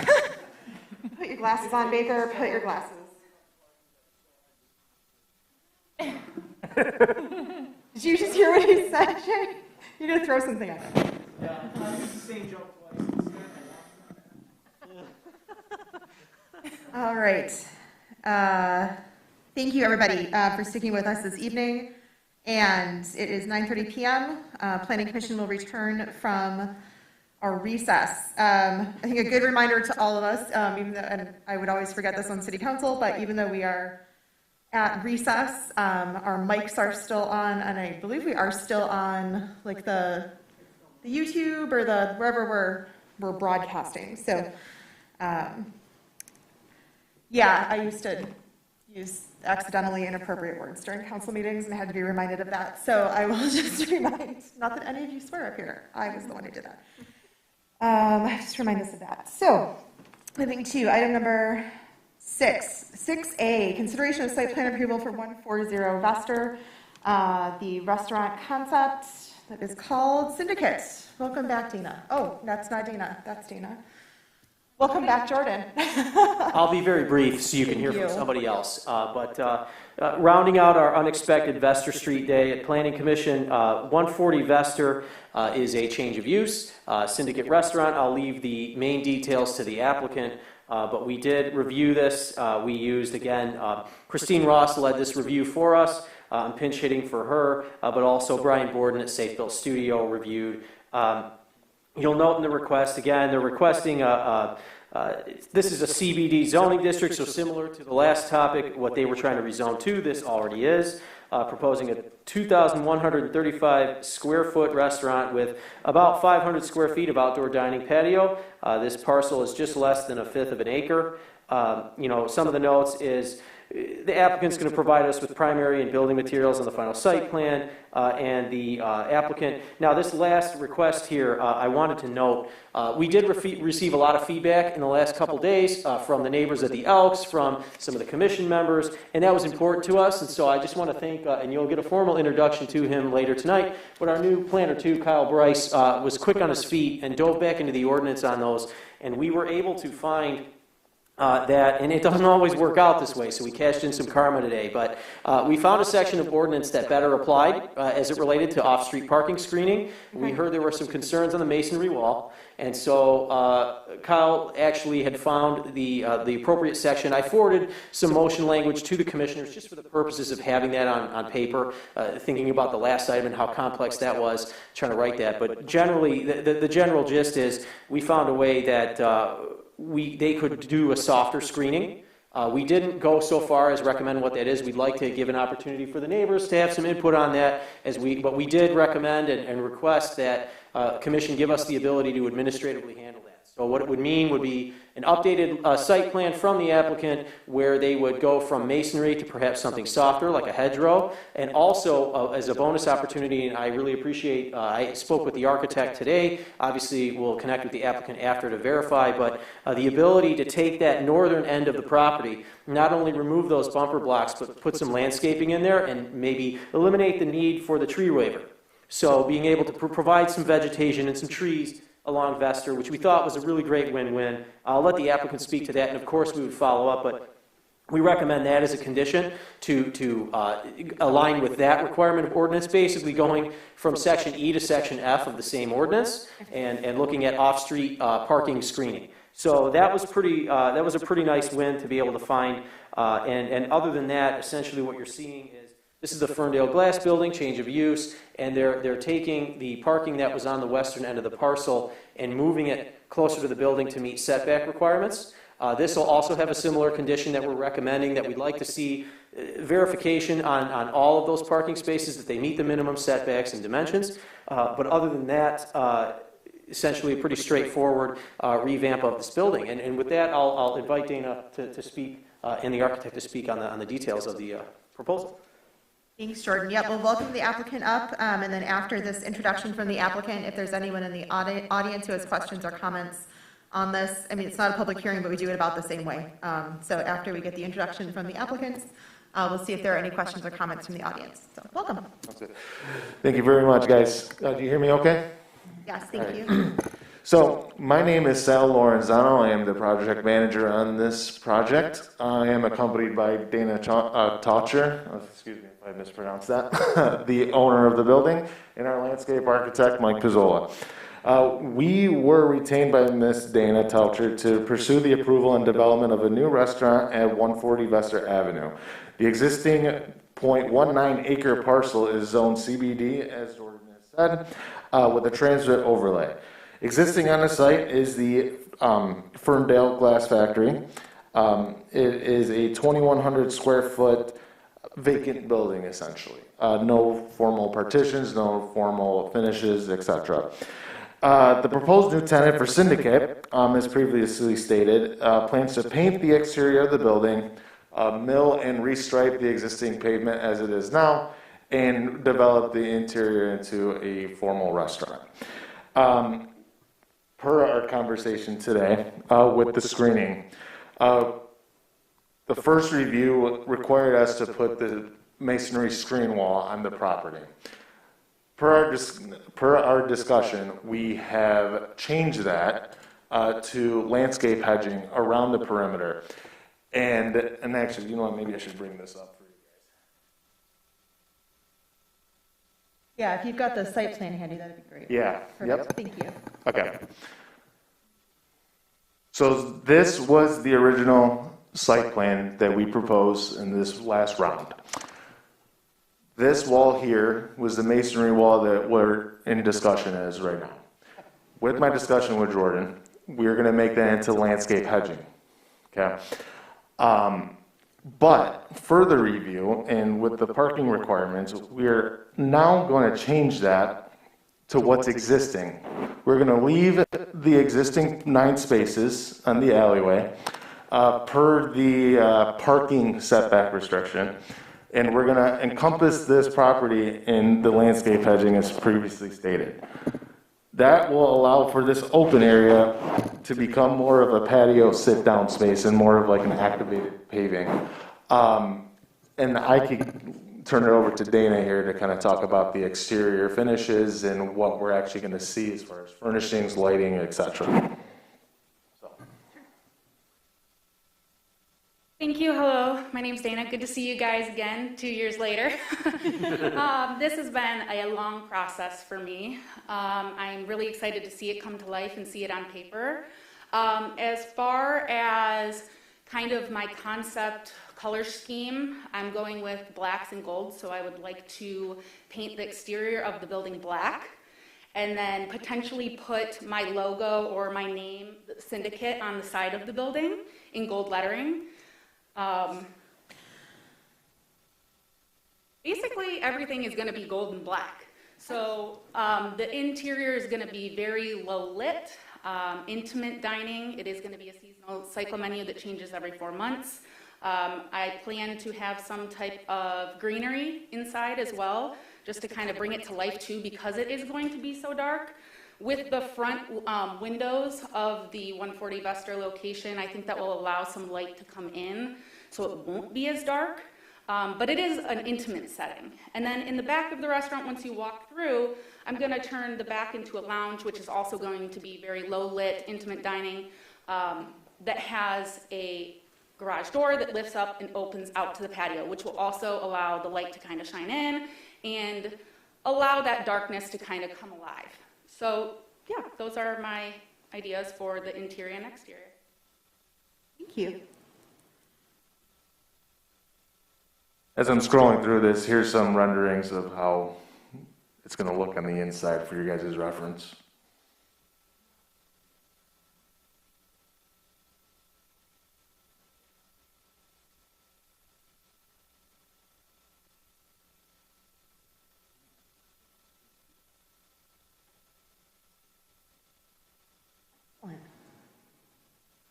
All right, we could open it up for questions.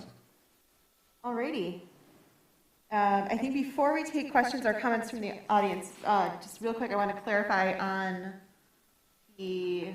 as it relates to the change in the parking configuration. Will the back patio stay as it's proposed? It will not. Okay. Something to that likeliness. It'd just be a more expanded kind of that side area. Correct. Okay, so it's kind of a relocation of the small back area to kind of the larger side. Correct. Alley. Okay. Yes. All right, thank you. All right. Is there anyone here from the audience who has questions or comments on the 140 Vester site plan? You are welcome to share them with the Planning Commission. Come on up to the podium.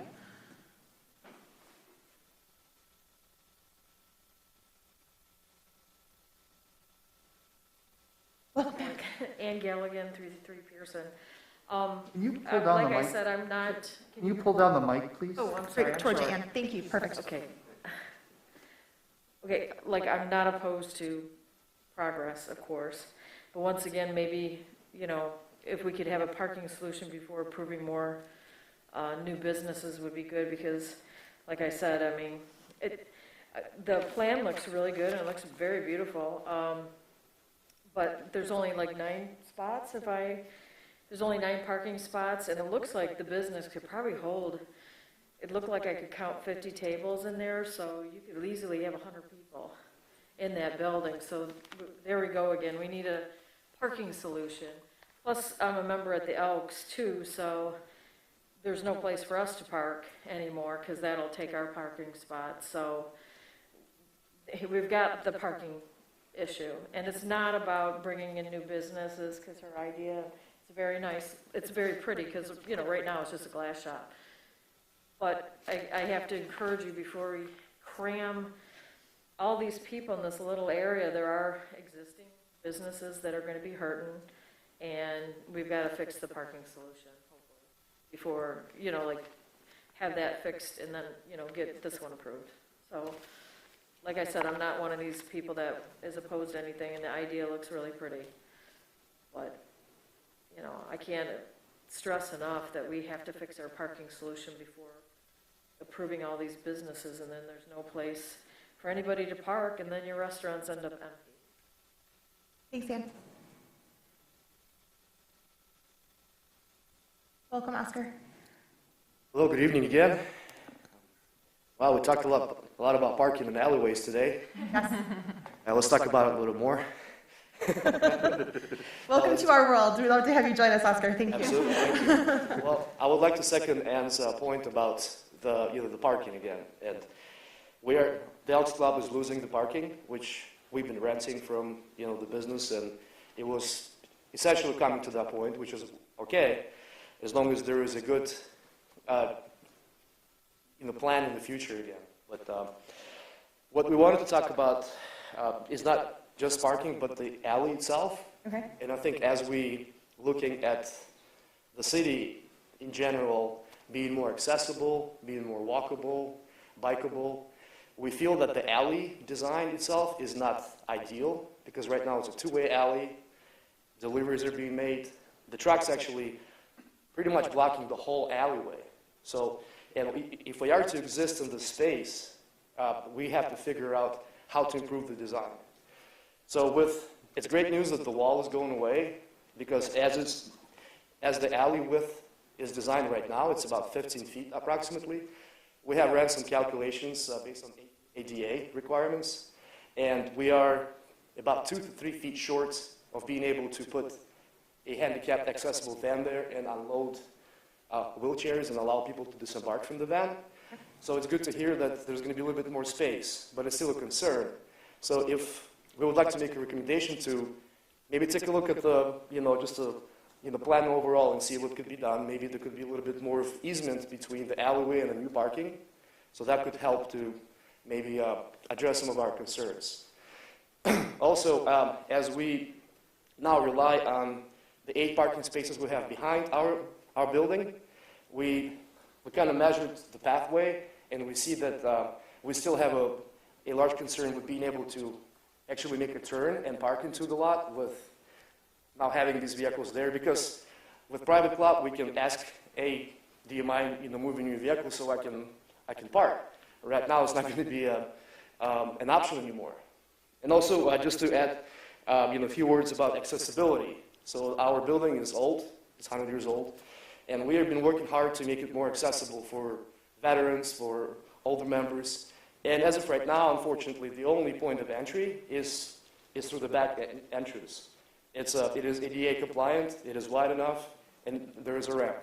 in the front of a building, we don't have that luxury because it's all steps. So we are asking for your help if there is a consideration could be made to widen the alleyway a little bit, maybe see if the design could be more favorable for these conditions.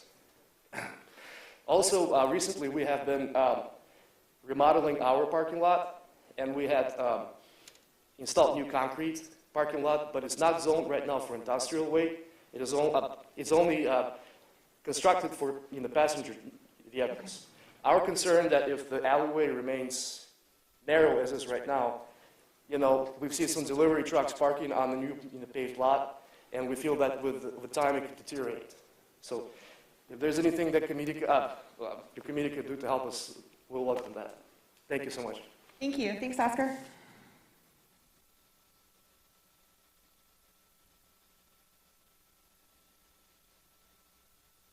Welcome, Jay. Hey, what's going on? Jay 22930 Woodward. So I've looked at this property for probably 5-6 years. And I'm like, this would be the best cafe, the best restaurant. I think it's a better corner than Como's. Again, with the city's master plan and talking to different people and not knowing what's going on, I don't think it should have any parking. I think it should be a sidewalk with a huge patio with garage doors that open on the side of the building. But this is all dependent on if there's going to be a parking structure. Mm-hmm. So now we have another business that is kind of like in limbo or might be done half as best as it could be, Mm-hmm. based on a lot of other things that should already be, hey, this is our master plan, this is the route we want to go. Because now you're talking connecting the alley behind Bosco to the alley behind Elks and Como's. And again, if there's a parking structure, there's more than enough parking. And honestly, you want to eliminate some of that street parking, because I think a lot of the problem you guys are having with the dot is because you're realizing people don't like parking in structures, so if there's street parking available, they're going to park in the street. So when you go back to like selling property, I would start by selling some of that property around the dot. That way it would force people to go to a lot. But again, I think this is great. I think it could be way better. I think maybe, I don't know if you guys knew about all the Vester development and all that stuff going into it, but Vester and that whole side of the street is going to be more of your patio money because it's going to be developed really nice, rather than towards the back looking at, I think that's next to the compactors too and all that stuff too, right? Yeah, that's what they're proposing to change, Jay, is to, instead of the back patio, to do it along up and then toward it comes back Vester. down to walkability and actually getting rid of parking. Yeah. If the structure permits. Oops. But Thank you, Jay. Thank you. Right. Parking and growing pains. I wish I could be perfect, and I wish, if someone said something to me about how they traveled to China and such and such was just so perfect, and I'm like, well, that's centrally planned government. That's just you can't quite get it that perfect here. But I think this is such an interesting change to that space, the way that you guys have rethought it, and taking into consideration the comments from your neighbors is so appreciated. I think that's another big theme tonight. Parking obviously has been a big theme tonight, but taking into consideration your neighbors has been another big theme.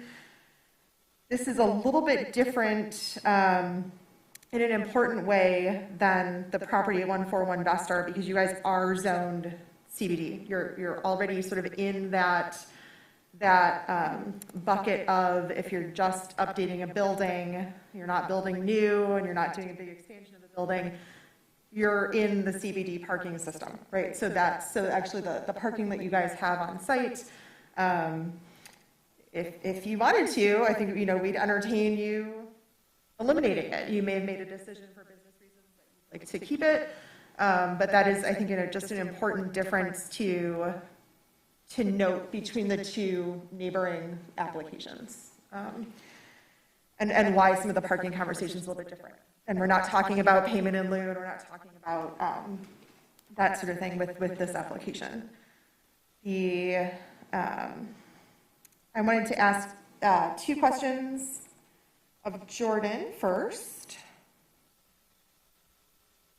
The first is related to Oscar's comments about alley widths. And I honestly don't know what can be done to control that, right? So you've got private property on either side of the alley. There may be utility easements under the alley. But in terms of, changing an alley width or reconfiguring so something is one way rather than two-way, that really is a sort of like a city property acquisition discussion, if I'm thinking about it correctly. Like, you wouldn't be able to expand an alley without buying the properties on either side. In a way, Chair Baker, that's absolutely correct. However, the caveat that I'd like to throw out there is, if this was approved and the condition that we recommend in giving us some administrative review latitude over the final landscaping plan, the final parking plan, especially given the architect's comments today, that's one thing we would look at and say, one of the reasons we want to see the setbacks and the dimensions is to be able to say, is there room to scoot that? Is there room? And I know, and again, I don't want to speak out of turn, I know one of the reasons, my understanding is why there are that many spaces specifically is because one of the intricacies of this property in particular is there's an ordinance restriction that as long as they don't reduce the number of existing pre-existing spaces, it's a version of grandfathering. They can, because their off-site parking requirements would be much greater. Yeah. So basically, we will work with them to see if there's an opportunity to move those spaces and create that space, even if it's just informally done. And as far as if any easements were required, we would also navigate that out. Okay, Yes. thank you. Yeah, I mean, I would certainly entertain a conversation about less parking on the site in exchange for more ADA accessibility, more green space, more, there's a list of 5 things, right? So I think that's well worth, and you guys, as the administrative team, know what those things are. Yes. It's the same as our PUD review list. Again, only speaking for me, but I think that's a totally reasonable request for you guys to work with it, knowing what the challenges are at the Elks, how narrow that alley is, and what Dana's working with. Okay. My other question was related to signage. So signage doesn't get approved at the Planning Commission. That's a separate process. But my recollection about wall signage was that names and logos didn't go in murals or on wall signs. So it's funny, I actually marked that down to follow up as well. All right. It depends on the size. So Okay. if you're going beyond the size that you're allowed, you have to start thinking about what's a mural and what's a sign. So we'll talk about that as well, but Okay, it's on great. our radar. Yes, thank you. Thank you. Just wanted to make sure. I feel like there are things that just like automatically clicked in Justin's head, and I was trying to catch one. I appreciate it. Yep. Okay. So we've talked about parking. We've talked about alley width. We've talked about access. So part of Oscar's question or concern is for his newly repaved lot behind the Elks and where drop-offs and pickups are happening for other businesses. So could I ask the applicant, could you talk a little bit about where you see your loading and unloading happening for the restaurant? I would assume that my unloading and loading would be in that alleyway because my kitchen will be set directly off of pretty much, let's see if I can get this. It's going to be right here. There's a door that is going to lead to this alleyway about right here. So I would assume that all of my in and out products are going to come through that door because it's going to lead right into my kitchen. So through that alleyway. So in your building, you've got kind of like tall roof, short roof, peaked roof. Yes. Where in that line is that door? In the short area is going to be where the kitchen is. So kitchen is in the middle. Well past the Elks, south of the Elks will be where her loading is. That doesn't mean that someone wouldn't cut your corner, right? So I don't know how.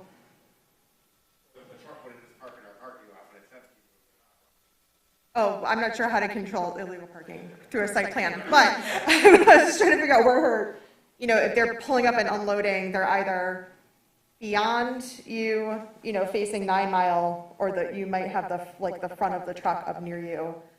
They're not unloading and loading and unloading into her front door. where they'd have to turn around and use your lot,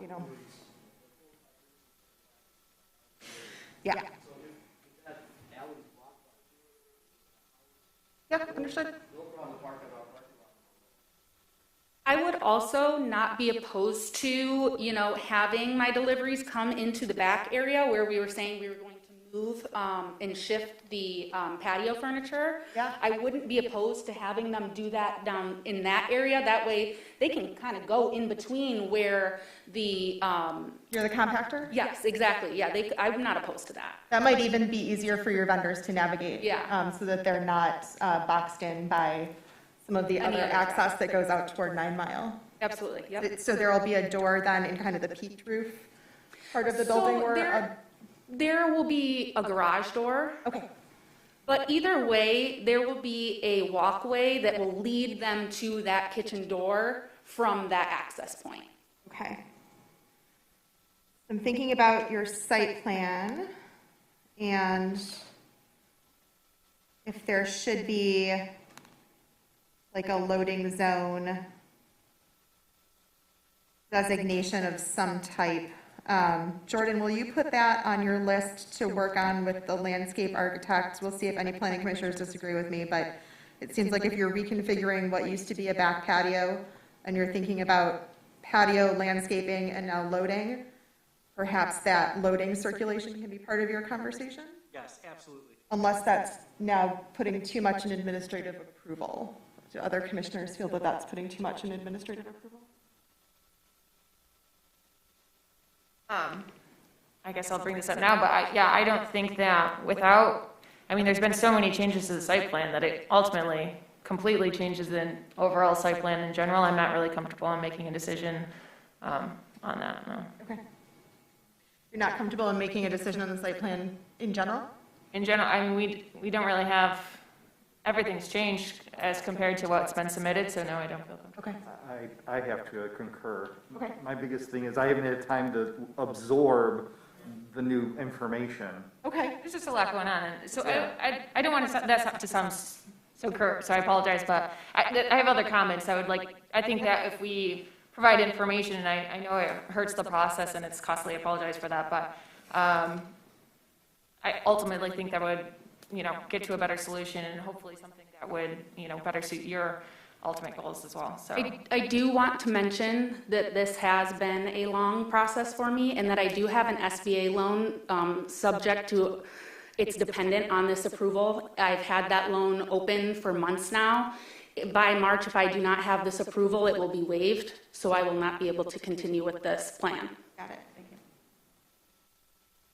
Yes, and we know we've had delays on the city's end as well because of staffing changes and other things outside of our control. I was just so glad to see you back, frankly. Thank you. I'm excited to be back. Like, oh my God, there's still a restaurant that wants to open during COVID. I've been trying. Yeah, I was the same.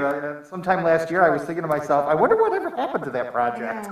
It's just, continuous setbacks. Yeah, I don't mean to editorialize too much, but Through the chair, I know we've been pretty creative at the dais and the podium this evening, and that's not normally typical, but if it's helpful, would it be possible to allow them to get an approval on the use and then require the landscape and circulation plan to come back, or would you have to? I'm wondering if you'd be able to. We have to approve the use. I think actually the meat of what we're approving is the outdoor. Okay. Yeah. I'm sorry, Jay, but. I just have one quick, sorry. Yep. So, with deliveries and stuff and trucks and all this traffic, again, plan A, plan B. Because how many retail is 141 Fester? Rose's Frame Shop's going to get redeveloped. Dennis's project's going to have lower retail. So a plan really needs to, hey, guys, deliveries. It's not a her problem. It's not, this is going to be the most densely populated problem. Yeah. business district in Ferndale. Yeah. So again, master plan, I don't know who does this stuff, I'm not pointing at Jordan, but DDA, hey guys, with these new businesses, which is great, everybody wants with more parking, what about deliveries? What about trash pickup? Are the dumpsters gonna be large enough to handle all this new retail and boxes? Because those boxes are already overflowed. I mean, these are all questions that I feel like, hey, what's the answer before we start again? Yeah, thank you. So, Yeah, no, I definitely agree, Jay, and I think this is now the, like this neighborhood has hit that tipping point where we are going to begin to see things like the DDA coordinating additional trash compactors, and right, so that this is, in my opinion, that's the very natural question for exactly this moment, and a lot of that is happening on public property and through public rights of way, where loading, where trash compactors and other shared uses are going. So this is exactly the moment for the DDA and the planning department to, those aren't necessarily things that we do in site plans, but they're now having to string together the amenities, if you will, if you can call it trash compactor an amenity, to support this neighborhood. And I would like to state too, like, with the site plan, whether I'm going to have my deliveries in the back by the trash or, you know, through that alleyway, I don't plan to change I never plan to make a space in front of that garage door that's going to be for deliveries. Okay. I never plan to do that, so if that's the change that you're looking for on here, that's not what I'm looking to do. Okay. I would like to keep that space either way, whether I have someone pull back in that area or if they're just in the alleyway. Okay. So I wouldn't change the site plan based on that. All right, I'm looking at your site plan, so I'm not looking at you. No, you're Yep, got it. Okay, thank you. Pulling this over here. Are you referring to the driveway, so just north of that, like, seating area? Yep, like there? right here, this area. Where the old patio was. So you mean, by not changing that, you're referring to, there's a pavement there that you're not planning on changing, but per your site plan, you have a seating area, but what we're proposing is potentially a loading area. Well, and that's what I'm stating, is I'm never going to change that spot to say loading area. You know what I mean? I still want that to be accessed by people that want to walk into my patio. I don't want it to turn into a loading zone. Okay. So, you know, when you said we might have to go and review the site plan because it doesn't match, well, I'm not going to plan to make that a loading zone. Even if I went back with my architects and we said, you know, we need a loading zone, I'm not going, I would not plan to put it I there. think the reference to matching, though, is what we received and had the opportunity to review prior to the meeting and what we're discussing now. We understand that the plans for the patio space, regardless of where people are bringing deliveries to and from, isn't going to change. I think it was more a matter of having the opportunity to review recommendations after reviewing it, not in real time with you standing here. Got it. So that giving us the opportunity to potentially miss something that could be detrimental to neighbors or business, absolutely. right? But thank you for the clarification on that Absolutely. area. Yep. Yeah, through the chair. Yep. Yeah, yesterday I received an image, actually it was today that I received it from someone who received it yesterday, of the original proposed layout with the wall and all of that, which I never saw in the documents that we were given. So that was a surprise. And now I'm being shown a number of documents that I've never seen before. So I really can't make a sound judgment without having time to observe. I have no issue with you wanting to have the patio there, keeping the parking. I need to know what I'm going to approve on. And having just seen it for a few minutes, it's just not enough time for me. Yeah, absolutely. It very likely doesn't change the outcome. It just gives us an opportunity to do the due diligence that we've. Yeah, and have questions, like, one thing that just came up is, so you talked about softening the edge, are you talking about the edge on this side of the parking or that side of the parking? Where are you accessing the parking from? Are you accessing from Vester or off of the alley? Because I see a driveway there off of Vester, so I just...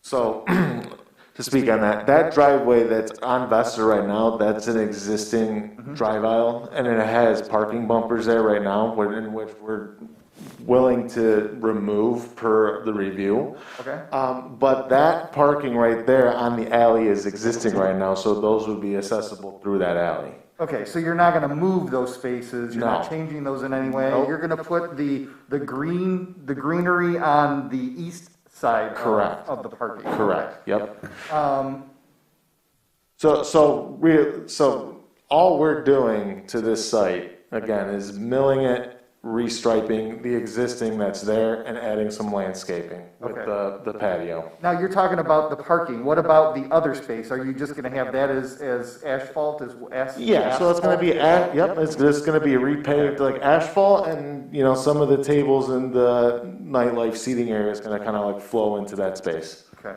And what about the north edge along Vester? On the thing that I saw this morning, you had that concrete wall. Are you still doing a concrete wall against? No, and that's a discussion that me and Jordan had today.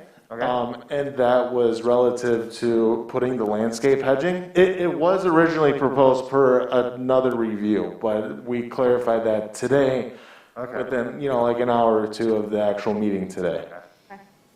Okay, so yeah, those are some of the questions, but again, I need some time to dive deeper into the material, so. Okay. But as was stated, I have no issue with how you want to use, the site, so, I'm fine if you want to turn it into a restaurant.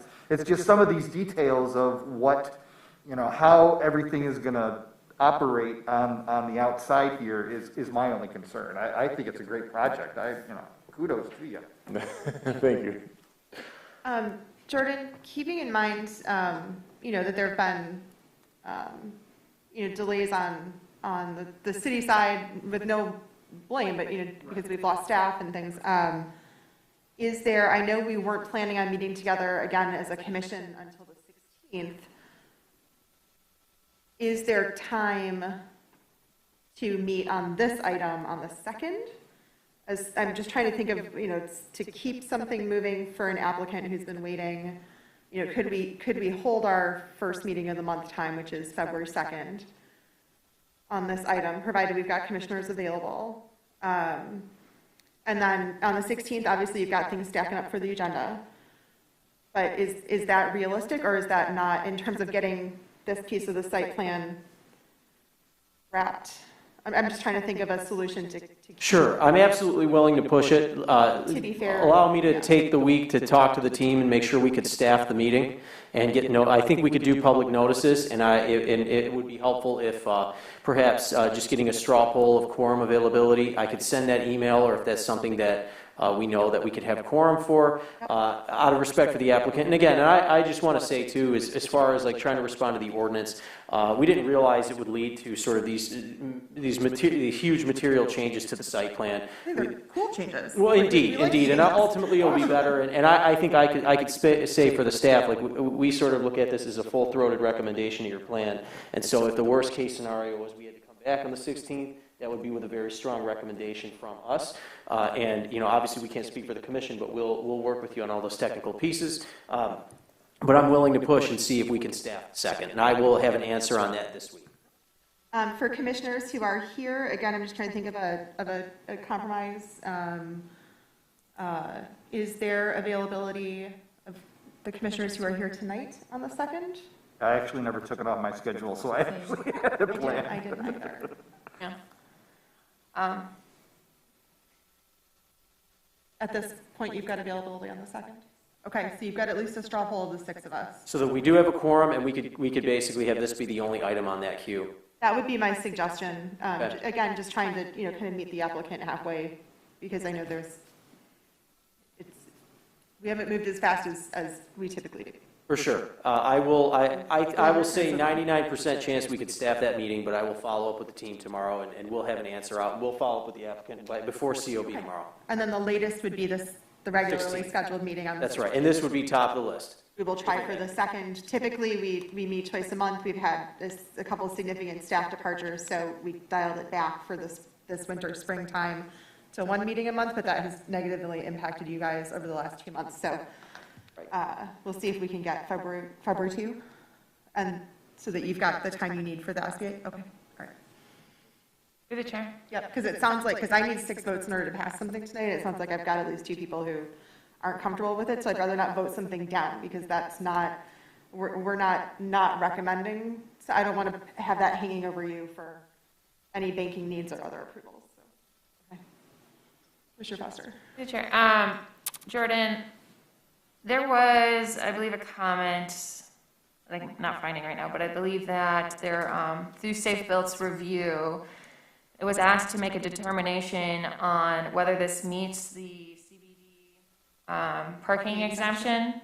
Was there? Yes, I apologize. I thought that was in the staff review that we determined it does. So basically, our determination was that on a staff's, as long as they don't reduce the existing number of spaces, which I believe was 9, which they show 9, as long as they don't reduce that number, they meet the exemption. Okay, I thought that it changed to a restaurant use, didn't meet the exemption, but that might have been changed. I think that was changed when we updated payment in lieu. Thank you. Yes, and that's exactly it. That's exactly it. So, fun fact for, since we're diving deep, it basically, when we updated the payment in lieu ordinance for CBD, the only uses that now have, that have the strictest parking requirements are upper level residential, hence the deep discussion on the last topic. But yes, this project sort of threads that needle. Thank you. Thank you. And then for the applicant, I personally would like to see a bit of landscaping, especially with reconfiguration. If we're just remilling the existing lot, I'm not necessarily comfortable with the waiver that are required. I would like to see some greenery and just some improvements overall, I guess, to the exterior of the site. And I think that was part of the goal of the reconfiguration too, that they could add some trees in this triangle, right? Right. In addition to the arborvitaes or whatever. Yeah, and if it would be possible, there was a discussion earlier about the width of the alley and the potential circulation issues. And so we talked about how that is more so a public discussion. However, as we saw in the 141 Vester, very confusing to have a 140, 141 on the agenda the same night,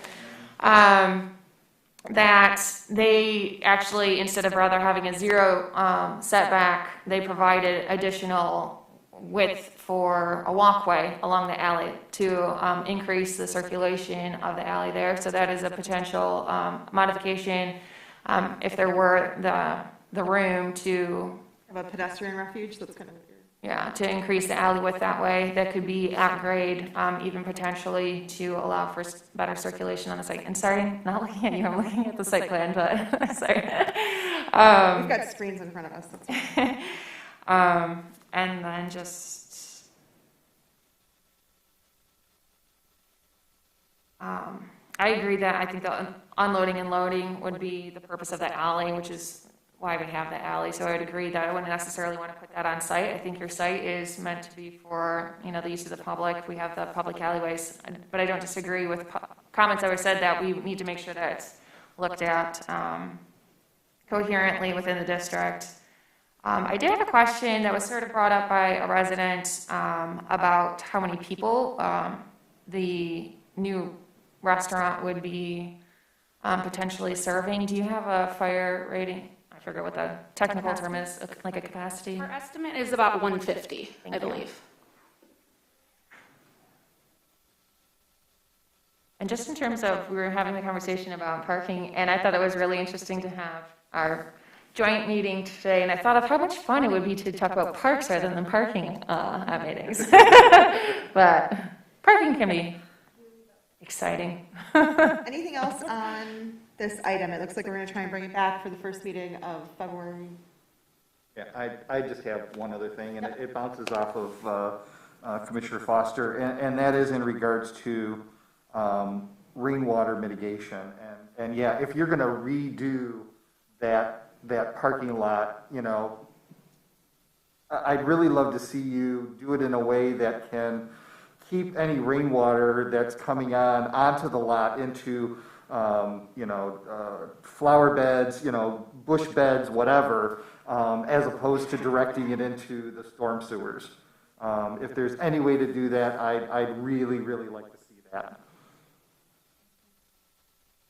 Welcome to our old flooding infrastructure in Ferndale. Yes. You don't have a basement, do you? Yeah, no, you're lucky. It's a slab.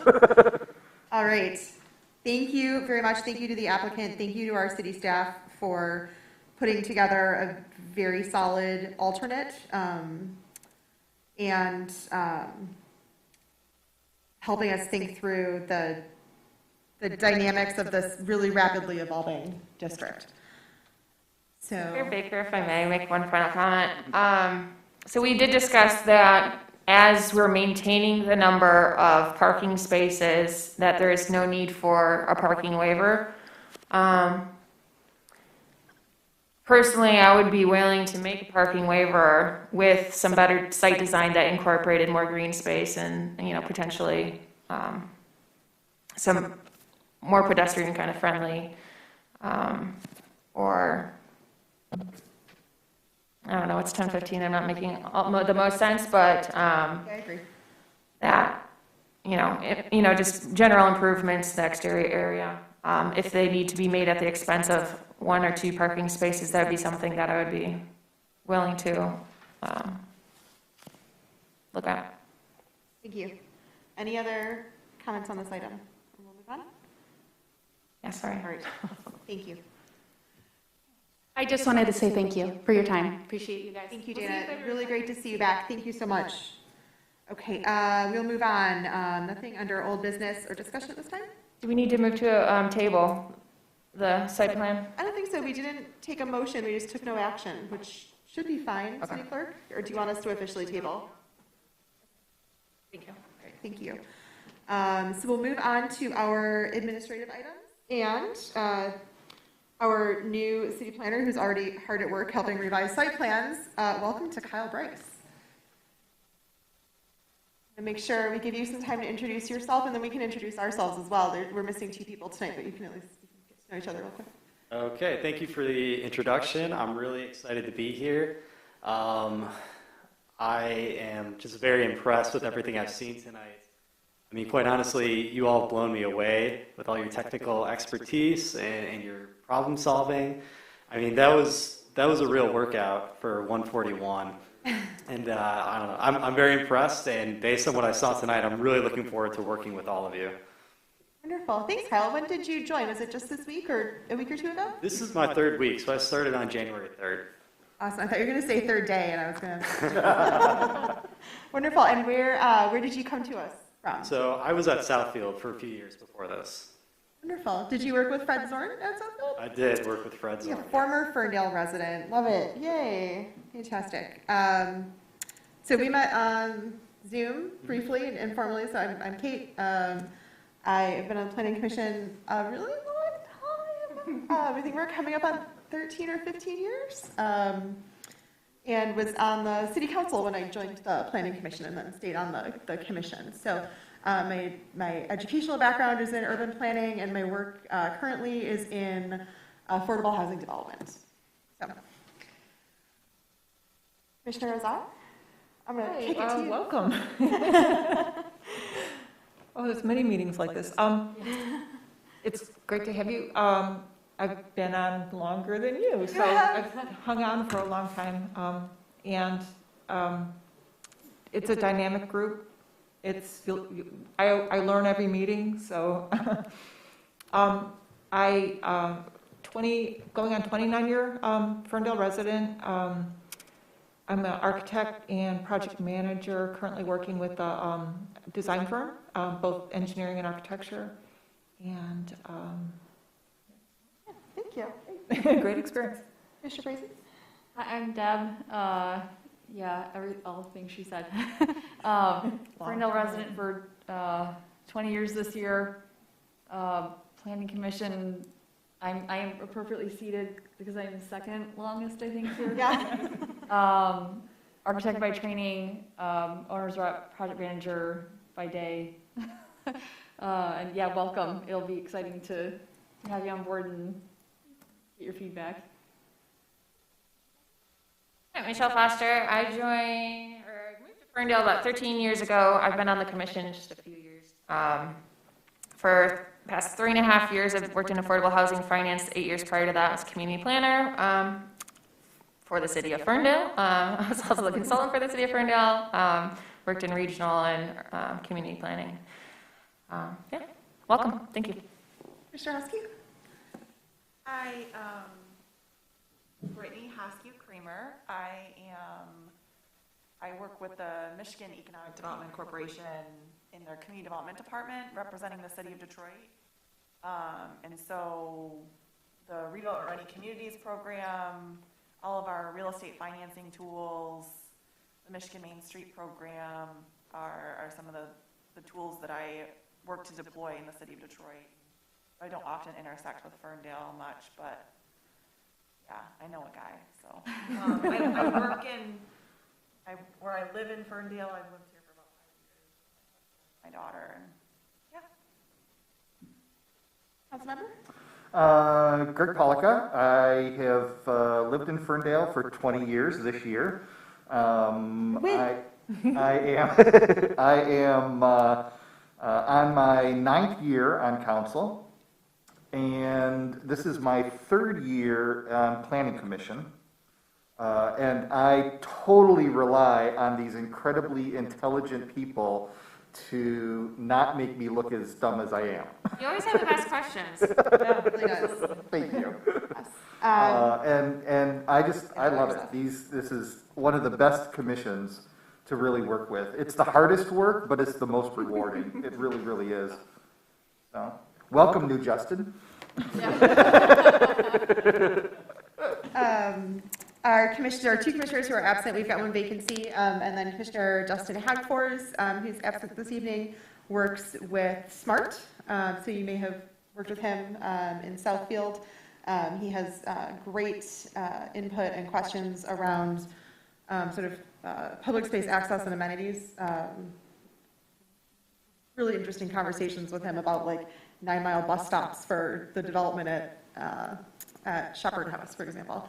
So an interesting angle that he brings there. And then Commissioner Showalter, who would have had to recuse himself this evening anyway for the discussion on 141 Vestar because his wife works for Jason Krieger's firm. He is another architect, practicing architect. He was not able to be here tonight, but thankfully we had quorum without him, and hopefully we'll have a new member soon. So, welcome. Thank you very much. And Jordan, do you have a timeline to share with us about? I do. So technically Kyle is new Aaron, and new Justin will be hired by the end of February, and new Jordan will be hired by the end of April. So yeah, I appreciate it, and so I'll be here at least for the March Planning Commission meetings.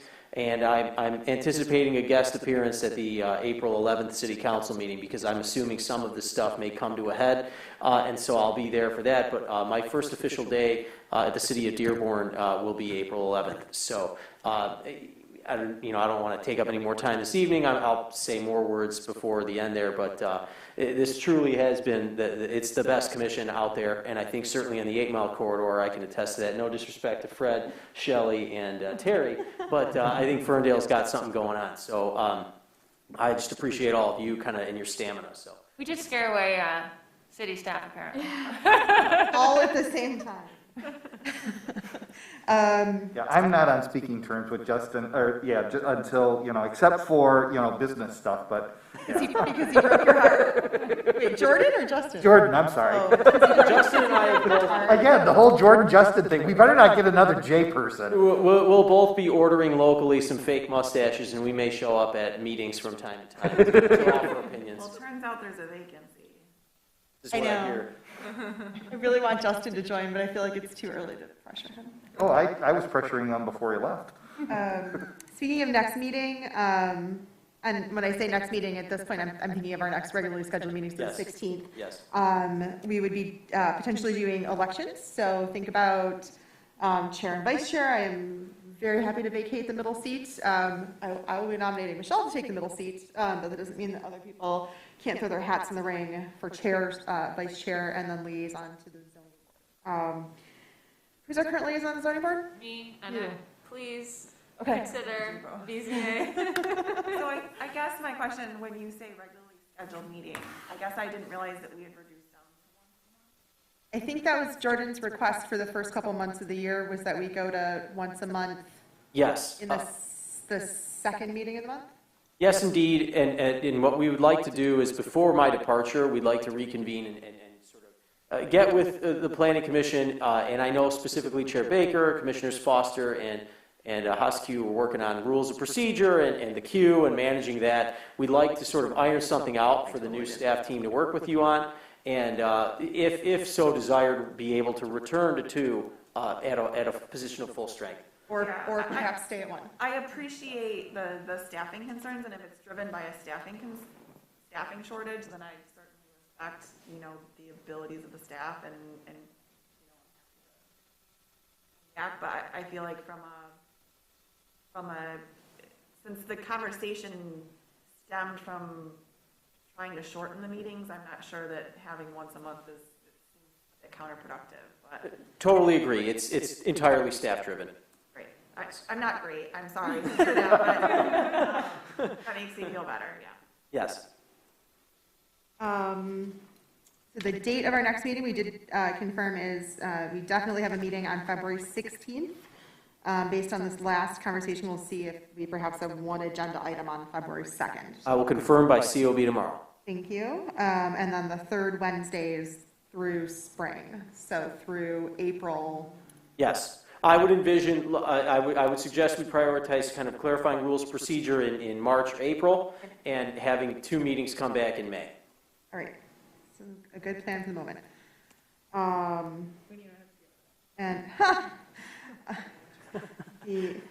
and you'll be on maternity. Yeah, go to 3 meetings, Was wondering for the next meeting, if we could get just a quick update on the master planning timeline, and kind of what's going on and what's coming up, and I've just kind of lost track a little bit of where we are in the process, so don't need like a big, to like bring Kathleen for but just like a quick timeline update. And then virtual office hours were mentioned today for master land use planning, and I didn't know if there was anything else. That was my last note, was master land use planning, if there was anything who's our liaison to master planning.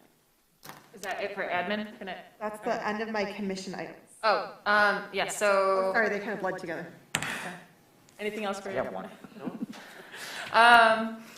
So just a quick update on the master plan process. I'm not necessarily prepared to give a full update. However, as I mentioned briefly earlier, I'm hoping to get some of the public involved.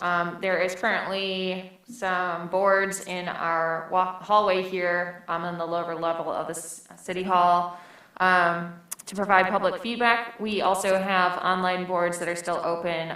We are planning on closing the public feedback component, this phase of the public feedback component at the end of the month, and then starting the production phase of the plan. There will be other opportunities along the whole entire process for public feedback, including there will be a presentation to the Planning Commission. I believe a public hearing is held at some point before approval, et cetera. But the public engagement heavy part of the process is to be ending at the end of this month. So please check out planferndale.com, provide your feedback, and that's what I got for now. Thank you. Just one other commission item, and I'm more so saying this to kind of put it on all of us to remember, because I might not. And I know that we're not going to handle it at staff level probably for a bit, but I think that when we're looking at updating our zoning ordinance when it comes to site plan approval requirements, that we should add to the application process or site plan requirements to show adjacent properties and their buildings. I think that it's something that's brought up quite often, and I've seen this required in other communities. I think it is really important to show the context of the buildings that are adjacent to the property. So, thank you. Thank you. Anything else from the commission this evening? Yes, through the chair. Two things. Lest we forget, Mr. Twardy is also a resident, so after April, He is up for availability for the planning commission. Oh, I didn't even like pick that up in that conversation at the end of the table. Yeah. They're talking about Justin.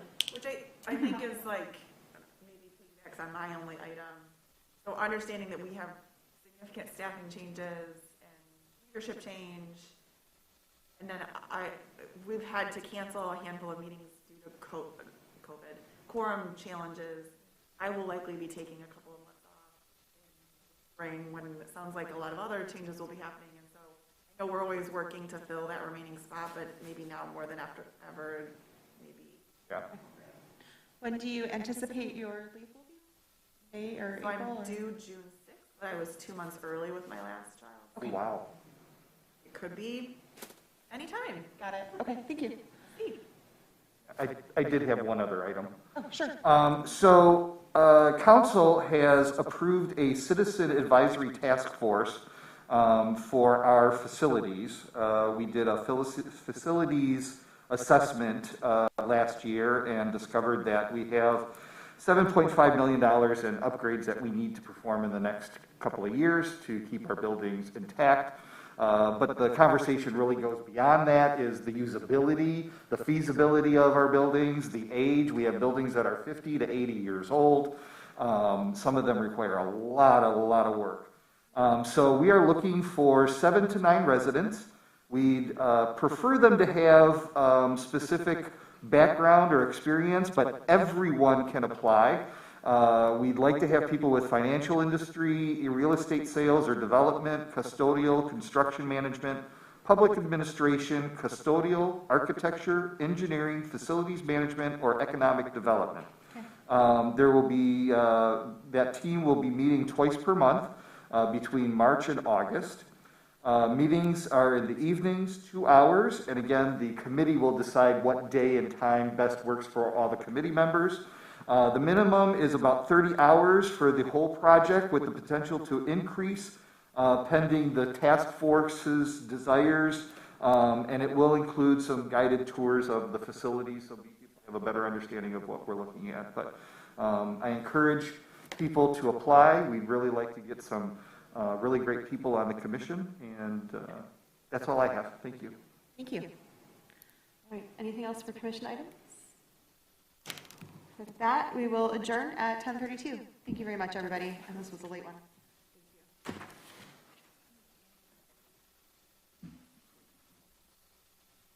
Okay, what was the high protein snack that you busted out? Figs? Is that figs? Oh, Bigs. Oh. Pumpkin seeds. Yeah. Trying to make up for my McDonald's lunch. Arnie, are we done recording? I had a good lunch. I had a terrible dinner. To make that sidewalk that grade. I think that's the intent, but yeah. I think that is the intent, that it's an color transition. So that really negated everything. Thanks. I got that at Naka 1,000 Me years too. ago. Yours looks way better than mine. I love this. I bought this one. Okay, so it's the killed one that I got at Naka 1,000 years ago. And yes, This is and that happened. Yes, this is a replacement, but it's still been like a bunch of years. But yeah. Nice. This looks whatever. They like to make. Oh, right. Yeah. I Colors had are brown. So use it. Yeah, I like it. Mine was like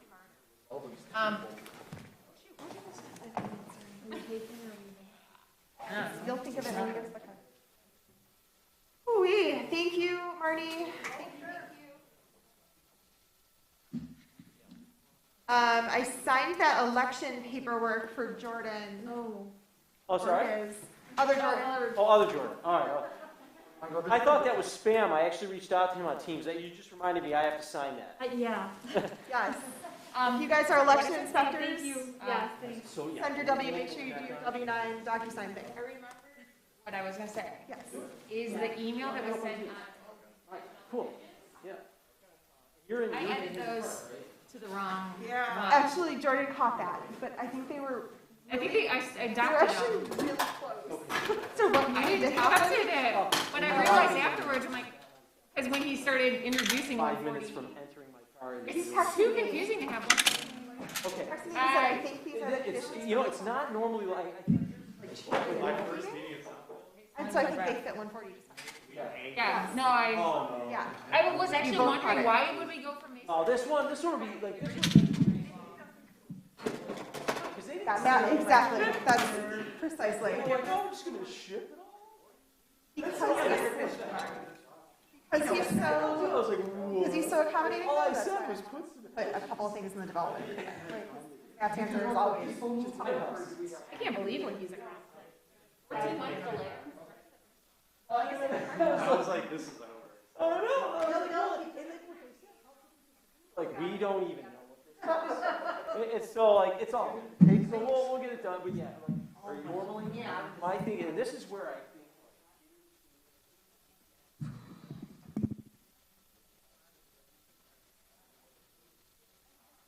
We'll work this sorry, hard work. That's what I'm really. I've been thinking. I've been thinking about it. I was like, yeah, that's got to be. I think that'll help. And then, you know. already in a different zoning district. But yeah, no, I think you see that's the thing. Right. Getting a lot of good energy and ideas. Act on them while the momentum is there. That would be my suggestion. So we've gone from Justin's and Jordan's to Kyle's. Yes. Yeah, we're moving through the alphabet. So Hey, yeah, we're going from. The Kyles are taking. now, Kyle, when you leave, we got to find a bunch of Larrys. So, The best friend named Larry. there you go. See what I'm saying? So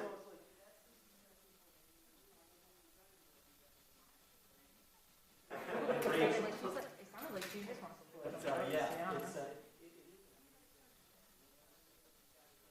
Everybody colors. We left the council with that beauty. Yeah. LOL. Marge, thanks a lot for staying on. We really appreciate it. At least Jason. At least Jason. I'll just listen to it.